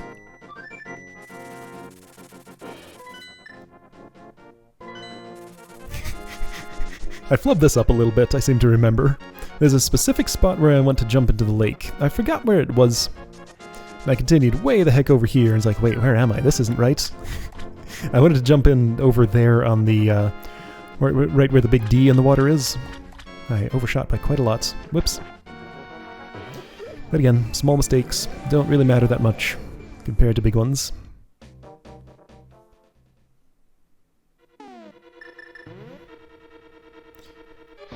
Fire rods, a hard requirement here, so you do absolutely have to do Skullwoods before this. That guy down there who's zapping has a key, so I had to wait.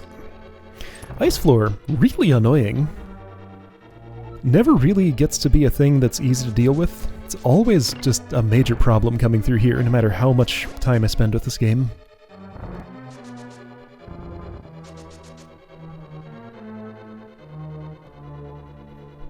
This is a silly little construction here. Just pass right through these rooms. Go back in as soon as you can. As soon as you can involves hitting this switch here. There's nothing of interest over to the east or south. I think south was the compass east. I don't even know. I never go there anymore. So I have no idea what's there. I always set the second bomb way too late here. Like I could set it immediately and have time to throw it in there, but I always forget to set it that early. Wait a minute. Did that one like inherit the other bomb's timer, or did the explosions chain or something? That blew up way quicker than... I'm gonna have to watch this back. Because that blew up way quicker than I would have expected it to. I think. I was wondering about my bomb count. It is down to 2. I don't think I really need them for anything coming up. That one has a key. Gotta remember to kill it. I forgot which way I wanted the switches here. Didn't look at my notes to see. It would take more time to dig up the note than it would to try them one way and see that I needed it the other way. So yeah, as good as this run looked early on, a bunch of mistakes were starting to add up here. I was feeling kind of bad about it, you know, like falling in that hole. That's not great. Ah, I fell in that hole again.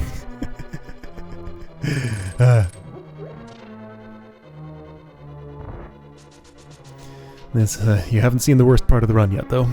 That's coming up still. If I do it just right, I can hit all of those with one sword swing. It is very rare that I manage to pull it off, and this was one of those times, and it's extremely satisfying, because I can do a little bit of an ice slide to get to the fifth one all the way down there. This is my favorite staircase in the game. You might not know it from seeing that, but that is like the hardest stairway to get into in the entire game. You slip on the ice, and, you know, my strategy there, of course, is to center myself with a Pegasus dash that stops all ice sliding. I forgot what I was doing here. I don't have the big key. Lots of mistakes. This was a terrible, terrible Dungeon 5. Like, this was the worst dungeon I had in this run, other than, one that's coming up. So I was real annoyed with myself here, but I think the rest of it goes okay. Got all my mistakes out pretty much. But boy, did I flub up a lot of things during this.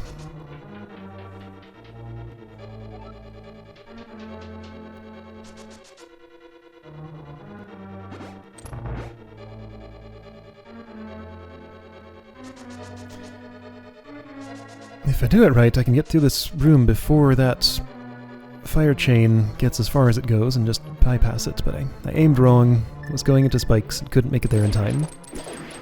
These can be nicer to me. Again, right, they're zappy and you can still hookshot them with the metal, and it doesn't matter.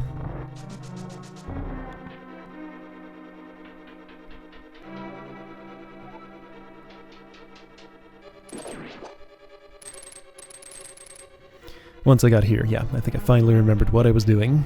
Everything was fine from this point on.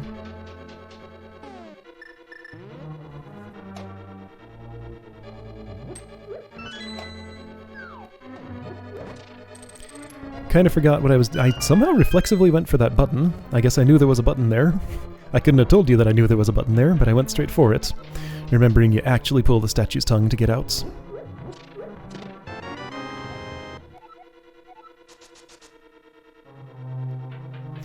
There's a route that doesn't involve turning straight around as soon as you get the big key. I decided turning around was faster.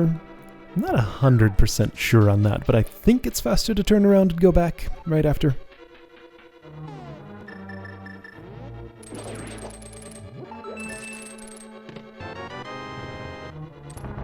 Is that crack over there one of those fake cracks that doesn't actually lead anywhere?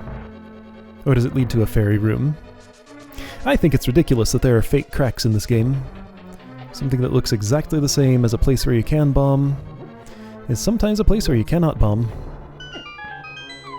Those things do a huge amount of damage without the blue mail. And still a large amount of damage even with it.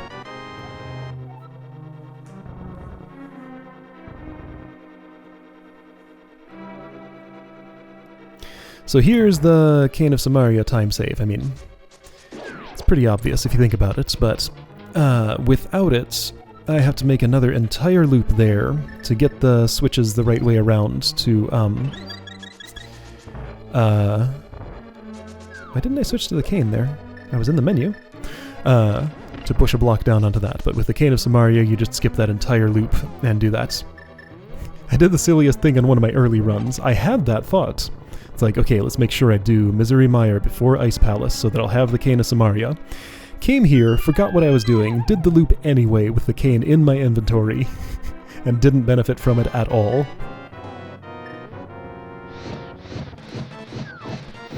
Eight ice rods to get these split.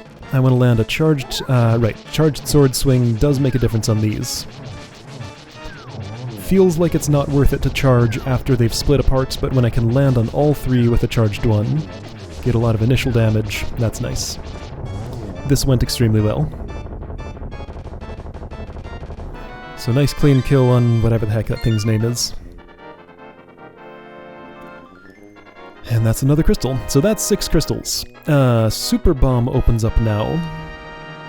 As far as I know, the condition for the Super Bomb appearing is having 6 crystals. That was the best I could determine. There might be a different way that it is, and that might affect my routing if I knew. Yeah, that's the sort of thing I might look up now that I'm, I've developed my own route in isolation. I'm happy with it. Definitely going to watch some other runs and see what I can learn from them. But again, this is satisfactory for me. I don't need to do another one. This is all I really need.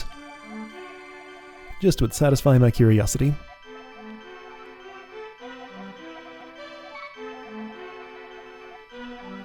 So the one other game that I've uploaded a speedrun for on my channel was also a Zelda game. Kind of vaguely have this idea in my mind that I might like to make that a thing. Just like, do a speedrun of a Zelda game every once in a while when I feel like it. I don't know which one would be the next one that I would do. Got none particularly in mind. I was just in the mood for this and thought, this would be a fun speedrun to do. Not sure if there's a quicker route to the Super Bomb. This one's pretty quick, so probably not. It's reasonably direct.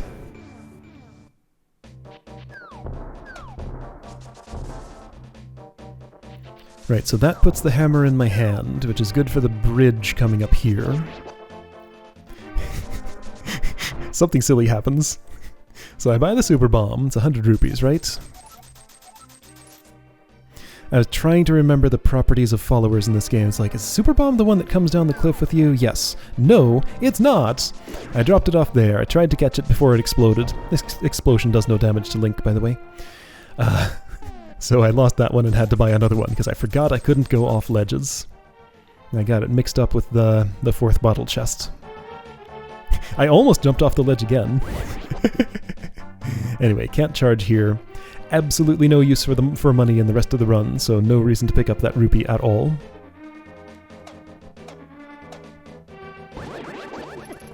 Have Sword Beam, not a fan of that, but it's fine. That guy died with one hit anyway.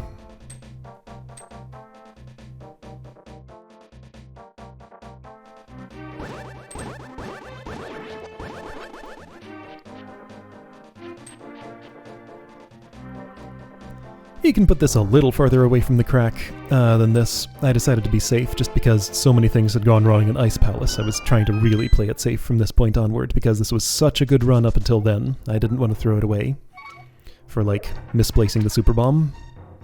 Again, since I already did it once.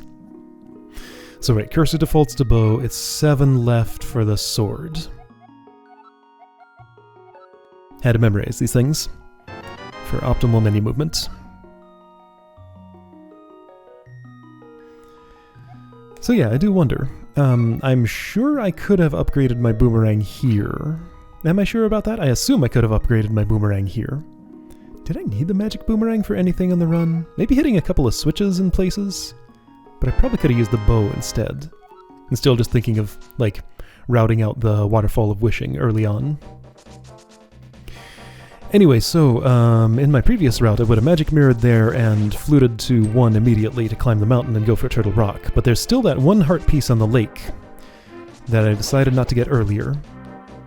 This was the most convenient time that I could find to get it. It's probably the most out-of-the-way item in the entire run. Because it's like way the heck out here in a place in the Dark World you just never visit. And once you do it, you can't really return to the Dark World. I guess you can, but there's no... I jumped off where there was no dock, so I couldn't get back to... Why didn't the bird pick me up there? I actually have no idea. Was I still flashing from the mirror? But that doesn't do it. Did it have something to do with the fact that I killed the cactus dude? I don't know. I don't know why I didn't get picked up the first time there, but for some reason I didn't. Anyway, so yeah, final run up the mountain. Got everything we need in the entire world elsewhere.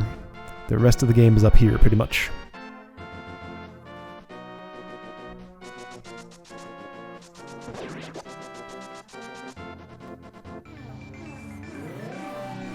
So as much dungeon reordering as you can do. There's just really no viable way to do Turtle Rock early. You need the Cane of Samaria, you need the hammer, you need... at least one other major thing? I forget what. Oh, the Quake Medallion, right. And it's way up here right next to Ganon's Tower, so of course it's going to be the last dungeon you do. Dungeon 7 is pretty much always Dungeon 7. Didn't mean to bonk there, but I'll take the ferry, if she runs into my range, which she did not, so I won't take the ferry. Worst monsters in the game.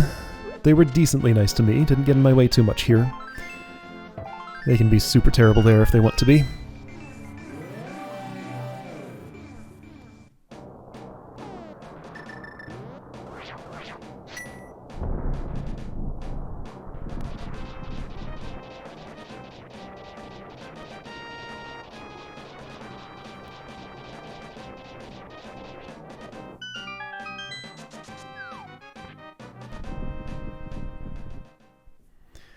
So, Turtle Rock. At least as much of a maze as all the other Dark World dungeons.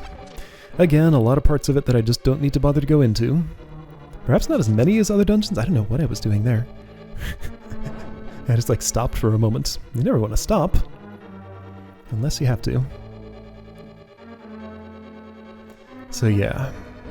Take the Samaria raft to the second door. Light the things, take it to the fourth door.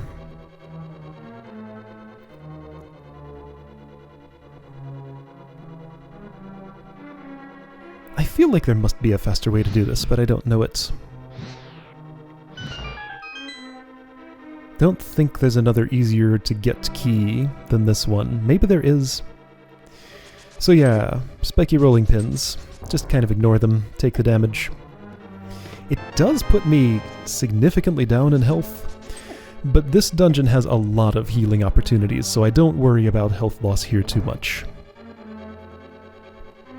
It's actually pretty friendly about that. Don't think there's a key up that third stop there. Maybe I'm wrong, I don't know.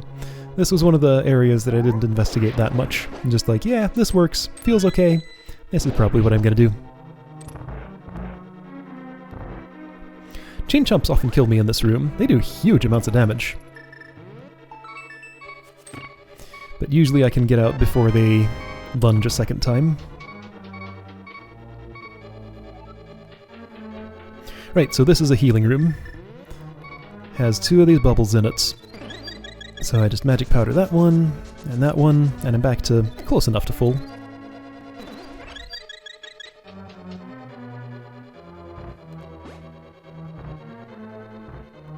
There's a room coming up with 4 of them, like, right on top of each other, pretty much. Where you can just get 4 fairies with basically no effort. It's very generous with those if you know how to use them. Yeah, right here. If you want 4 fairies, there's 4 fairies. My bottles were full, so I didn't bother.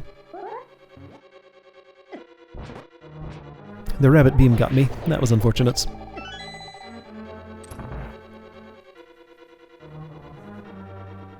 I had magic powder in my hand. I should have just, like, used it on it. Well, I didn't know I would get hit by it.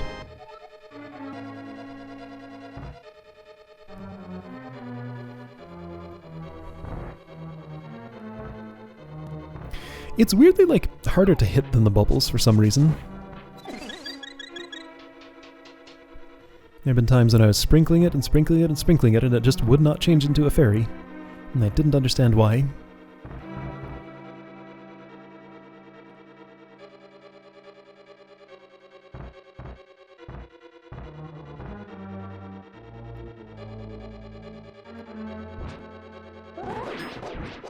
I almost forgot for a moment that this was a kill room, then I saw the doors closed and realized what I needed to do. A lot of my notes were just like, just do what comes naturally here, you'll get it. That was one of those times. It's just like, oh, it's a kill room, alright, that's fine. Because I had extremely extensive notes for the first test run I did of this. And it was really stressful to try to keep up with my notes while I was playing. So for every run after that, I trimmed it down to just like, here are the things I think I will forget. Just like, maybe 15 lines of stuff over the course of the entire run. It was a lot easier to keep up with that.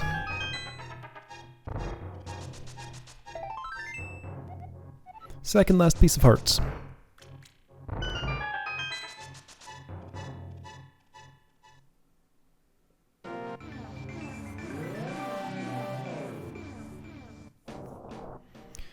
If I were doing an any percent run, this entire route here would be skippable because Mirror Shield's not required for anything. It can come in handy in like 1 or 2 places, but you barely use it at all. And those 1 or 2 places all have alternate ways to get done what you need to get done there. So yeah, the one place that it's supposed to be required in this dungeon can just be bypassed with the Cane of Berna or Magic Cape. Yeah, so right here I do have to change away from Samaria, unfortunately, because it can't shoot through those blocks when they're up. Would have just kept it in my hand otherwise. Because I need it in my hand here anyway. Oh, I bet I could have placed a block up there or something, and... Oh, by the way, go to the right and hold down to get to that. Go around clockwise here, and hold left to get to the exit. That was how I routed this room. Otherwise, it's just a big maze that's real hard to get through. Yeah, there's some menu optimization I could probably do there, but that's, that's very small in the grand scheme of things. Yeah, so right here, you could just Magic Cape or Cane of Berna, or just, like, Invincible through that. I fell in that hole intentionally to get back to the door. If the red dude there had died, walking out might have been faster and would cost less health. But he was still alive, so I decided to just fall. and take the warp back.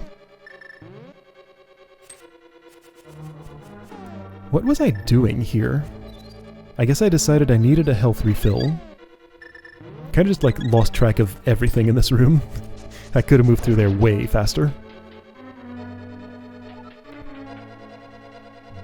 Full magic refill here. I didn't need much. Had plenty. Should only need one fire rod and one ice rod for this boss if it goes well enough. So yeah, optimal thing to do here is to ice rod the firehead, who always comes out first as far as I know. Switch immediately to the fire rod if you're sure you're going to one-cycle it, because during this, while he's exploding, I can't menu.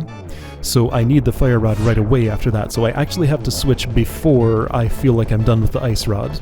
And I can't always one-cycle the heads, so once I got the 2 hits in and was sure I would get the 3rd one, that was when I switched. This boss can go poorly. This went extremely well. Took a couple of hits there, but who cares? So that was a real solid, no idea what this thing's name is, as usual. I don't know anybody's name.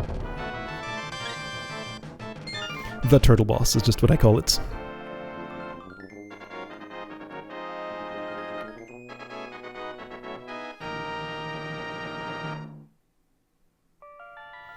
So, you rescued Zelda. Game's over, right?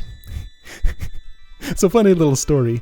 When I was like, however old I was when this game came out, I don't know, 7 or something, and I had no idea how the world worked, or anything. I played this at first, having played the first 2 Zelda games, and did the castle dungeon, and I was like, whoa, I rescued Zelda already? Got to Sanctuary, and it's like, wait, that was it? What a really short game! That's so weird. Just like, child's understanding did not even cross my mind that, hey, maybe after you rescue Zelda, there's more to do.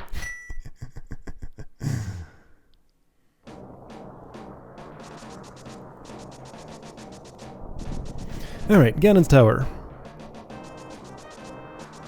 Nope, not yet. Got one more thing to do first. Last piece of heart.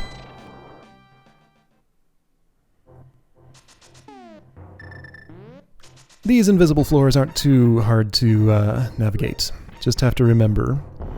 It jogs to the right, and I want to be back to the left in time to be in line with the chests. That's how I remember it. So those usually treat me pretty well. However, some later invisible floors will not be so kind.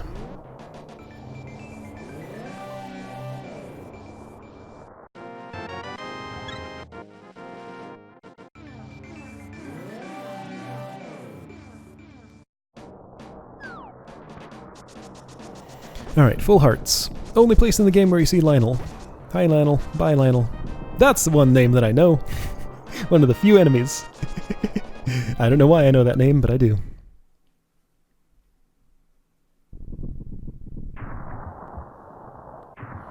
There's like this entire section of Death Mountain that you just never even need to go into. There's just nothing there. A few rupee chests and stuff, but just nothing important for progression.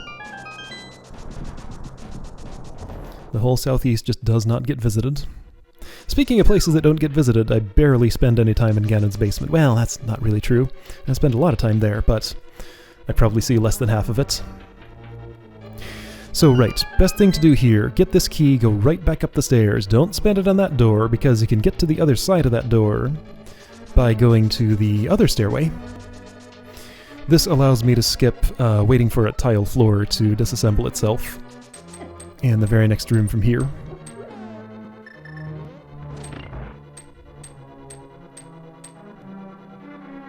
Because I can just pass right through this room. If it goes well enough, I can just fire rod this immediately and get to all the other torches in time. Full magic refill there, by the way, that's nice. Seeing that I was making a few little mistakes, I took a hit from that spike. I figured this probably isn't going to make it, and it didn't. It's very tight to get that immediately. But you know, I don't want to take the time to prepare the room first. I just kind of ignore that spike trap, which probably isn't the best idea. I don't have a good way to deal with it, though. This was also pretty tight. The door actually closes on Link, but he's already inside, so it doesn't matter. Fire rod in hand means easy Gibdo kill, so that's what I do. The inputs for laying down and throwing those bombs like you have to is so weird. I find it amusing that the explosion conveys just like the bomb does, and it really has to. Like, for something that's required in the game, that's surprisingly tight.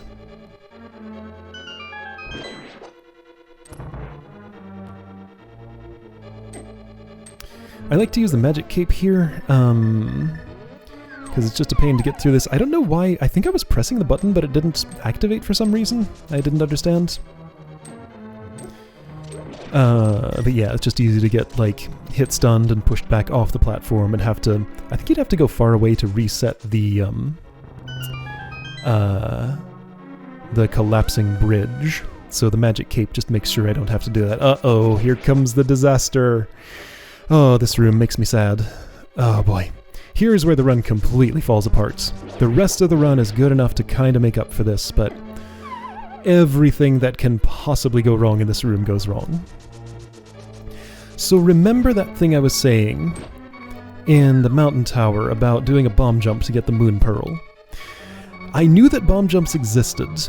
I thought, you know, this looks like a good place for one. There's invisible floors there. There's a gap that if I jump over it, I just want to get to that door to the north. Every single other test run I did here, I laid down a bomb to the left of Link and let it go off, and he just magically jumped across to the other side. This time, no such thing happened. I kept falling down in the hole, actually enough to die. So I wasn't sure what to do. I thought, well, if it goes right, then it's a big time save, and I kind of wanted to show off the bomb jump for this run, with my extremely limited understanding of it. Just because nothing had ever gone wrong with this before. Oh yeah, that guy can catch up to me too. Again, everything that can go wrong does go wrong here. Yeah, I wanted to show off the bomb jump, but since nothing had ever gone wrong with it before, I didn't know how to, like, diagnose what I was doing wrong. I have this vague understanding of the way that pits work in this game. They have to magnetize you to the center of their tile. I noticed I ran out of bombs there, and that one didn't do it. So bomb jump is out, can't do that. I'm low on health. So I figure, okay, the other way to do this is to use ether to be able to see the floor. That's only temporary though, you get to see it for just a moment. Then I wasn't sure where I was going here because I didn't practice this at all, because the bomb jump always worked. Just by coincidence. So I thought, alright, let's just light the torch so that I can see. Then I noticed I was awfully low on magic. So I had just enough. Right, I missed with the fire rod. I don't think I had another fire rod usage in me there. So almost dead, out of bombs, almost out of magic. Everything is horrible. The torch stays lit for just long enough for me to see the path. Actually, quite a bit longer than that. I need a bomb in this room. Fortunately, there was one in the pot. Didn't know if there would be. I sprinkle that with magic powder accidentally. Oh, I'm right, I'm trying to get a fairy refill there. But I'm out of magic, so I can't. I managed not to actually die again in this room. Going into this boss refight with one heart, which is fine. I mean, this is not particularly dangerous, right? Right? Silver arrows one-shot those. I'm kind of panicking a little bit, so I'm not doing this as gracefully as I could have. Takes me a while to hit that guy. He does kill me again. So that's 2 fairies in a row that I've used.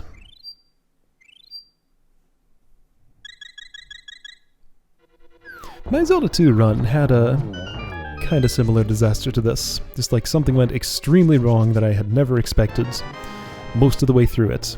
I just had to power through because the run was good enough otherwise that I just did not want to, didn't want to kill it just for that. Fortunately, right here, there's a convenient fairy refill that I decide I never take this, but I knew it was here, I knew I could take it, and this is exactly the sort of situation that I would take it in. Funny thing is though, I think ultimately I don't end up needing to have taken this, but it sure felt good at the time to be able to come out of this with full health and have at least a little bit of my confidence back. I was worried about my magic meter, so you'll see me scrounging up small magic drops because I forgot where the next full magic refill was, and I do need magic upcoming. Again, the bomb jump always worked, so I did not have a plan for this part of the route. Didn't know if I was going to need magic and not have it. So this was scary.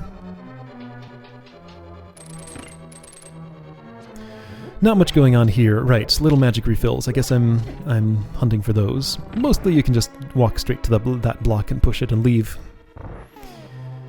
But I was in a panic situation. Things started going better again here.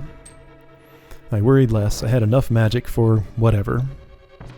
Things slow down a lot in this room. I don't know why. There's not that much going on. There's 2 enemies, plus the 2 statues. I don't know why it slows down there. Like, it seems like there's way more going on in this room, and it handles it just fine.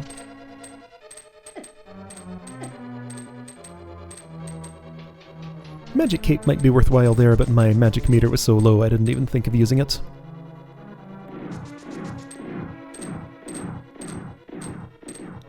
So the room to the south of here, that was one that was a mystery to me for the longest time. Didn't learn how to get into that thing until, like, 15 years after I'd first played this game. Bomb jump, again, can do it, but that wasn't the way that I learned. You can Pegasus dash into those blocks up there, and use the pushback basically as a jump button to cross the gap. There's a fairy and a full magic refill there. Now on my normal route up this tower, I would actually take that, because I wouldn't have taken the full fairy refill right after the Armos Knights fight. But since I was full on health, I decided not to take it. Then I was second-guessing myself coming through here. It's like, wait a minute, my magic meter's still not full. So I wasn't too sure.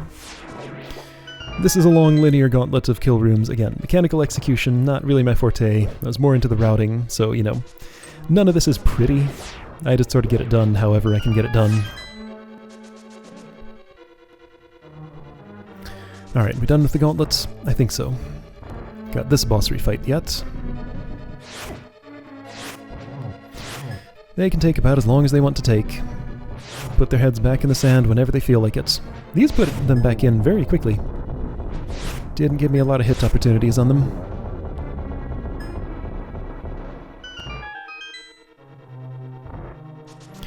There's no way to reopen that door as far as I know. Once you reach this point in the tower, there's no turning back.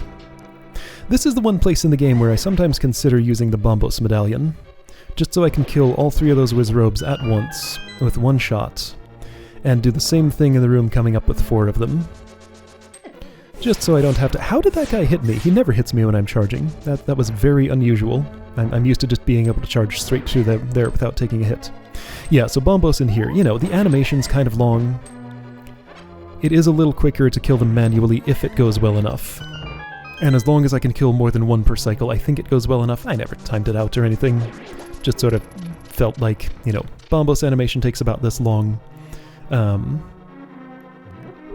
wonder if they died of Quake. I only tested Bombos. That just seemed like the obvious one to use.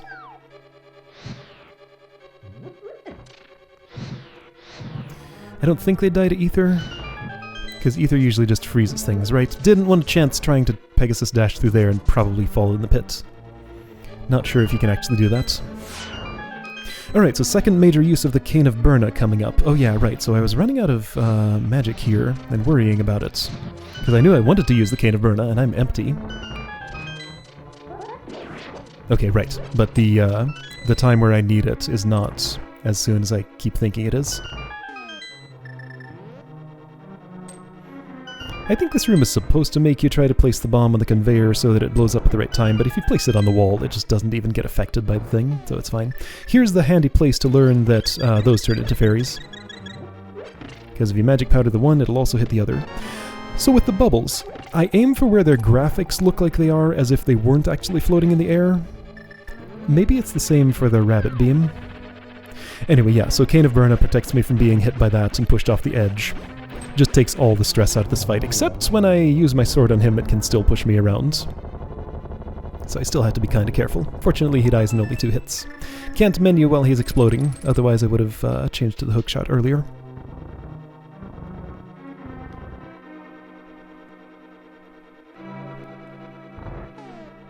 And Magic Cape, handy for this room, just so you don't have to deal with anything. Just charge through and don't worry about it. Again, another item that, like, when I was playing this casually, I'd basically never use, but turns out it's handy for stuff like that.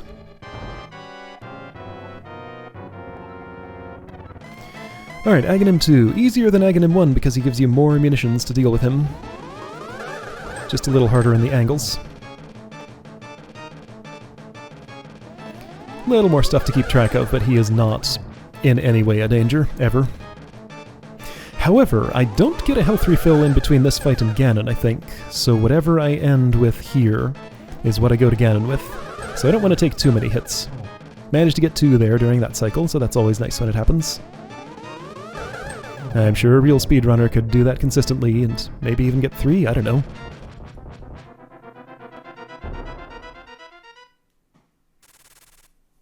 So Ganon, once I got like a couple of rounds of practice on him, he was like one of the least scary bosses. The only scary thing about him is there are a couple of times I need to be close to the pits at the edge of the room, and can't see him and he might knock me in. But once I know what he does, his patterns are super simple, and like, I am never worried about fighting him pretty much. It's like 8 hits on his first phase while he throws his trident around, to bring him to his next phase, where he'll summon a circle of fire bats, then 8 hits from there brings him to the stomping phase. I've definitely given him enough. I'm giving him some extras just in case. So next time he teleports in, I want to hit him before he summons a fire bat. I don't. But as long as I hit him once when he's in this state, he'll stomp and remove a side of the room. I'm not sure if he teleports away from my sword if I put it in him while he's doing this. It feels like he does, but it might just be random. So I try to stand a little distance away, let him decide to teleport fully in, and then hit him with the sword. That might be superstition, I don't know, but it seems to work, so it's what I do. On one of my practice runs here, I was able to light this left torch before the right one went out, and then the torches just never went out again for the rest of the fight. If you're quick enough, you can get 2 arrows in here. Theoretically, I could have killed him right here if I'd been slightly quicker with the arrow. But since I wasn't, have to do the fire rod thing again. Anyway, good enough Ganon fight. And that's almost time. Speedrun.com timing starts on name select and ends when you enter the Triforce room.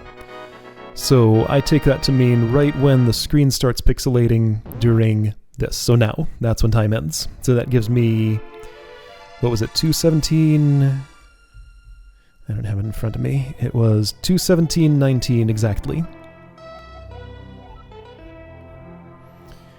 So yeah, that's Link to the Past. Yeah, so I'm pretty happy with that run. The bomb jump disaster notwithstanding, without that I would have definitely had a sub 2:15 because that cost me more than 2 minutes on its own.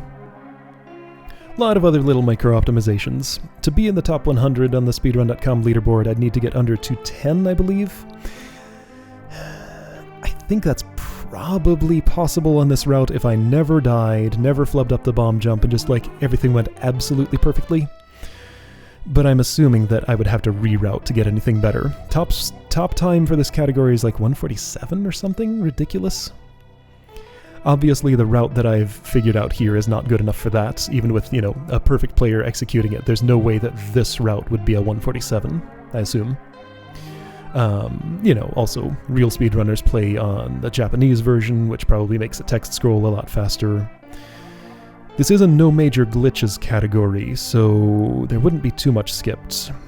They'd of course skip the fireball shield, I assume, like I was talking about, and tempered sword. That would save some time. But it'd make everything so much less pleasant. I don't want to have to use the master sword right up until you get the gold sword. That's a pain. Anyway, yeah, don't know if I guess I'll let the end credits play here, just because they're there. I might stop talking before they fully end. But yeah, so I was happy with that run. Might do more Zelda games at some point, but this was kind of a big drain on my free time, since, you know, an attempt of this takes like 2.5 hours, and that's if I'm doing one attempt and getting it fully done. A lot of them just die in the first half hour or so, and I have to reset. So I have to decide, well, do I want to spend the time doing another run tonight, or do I want to get some more sleep? So I'm happy to have this out of my system. Anyway, yeah, so just gonna let the end credits and stuff play out. So yeah, thanks for coming with me on my amateur speedrun. Don't expect to do another of the same game, but maybe I'll speedrun another game sometime. I'll see you then.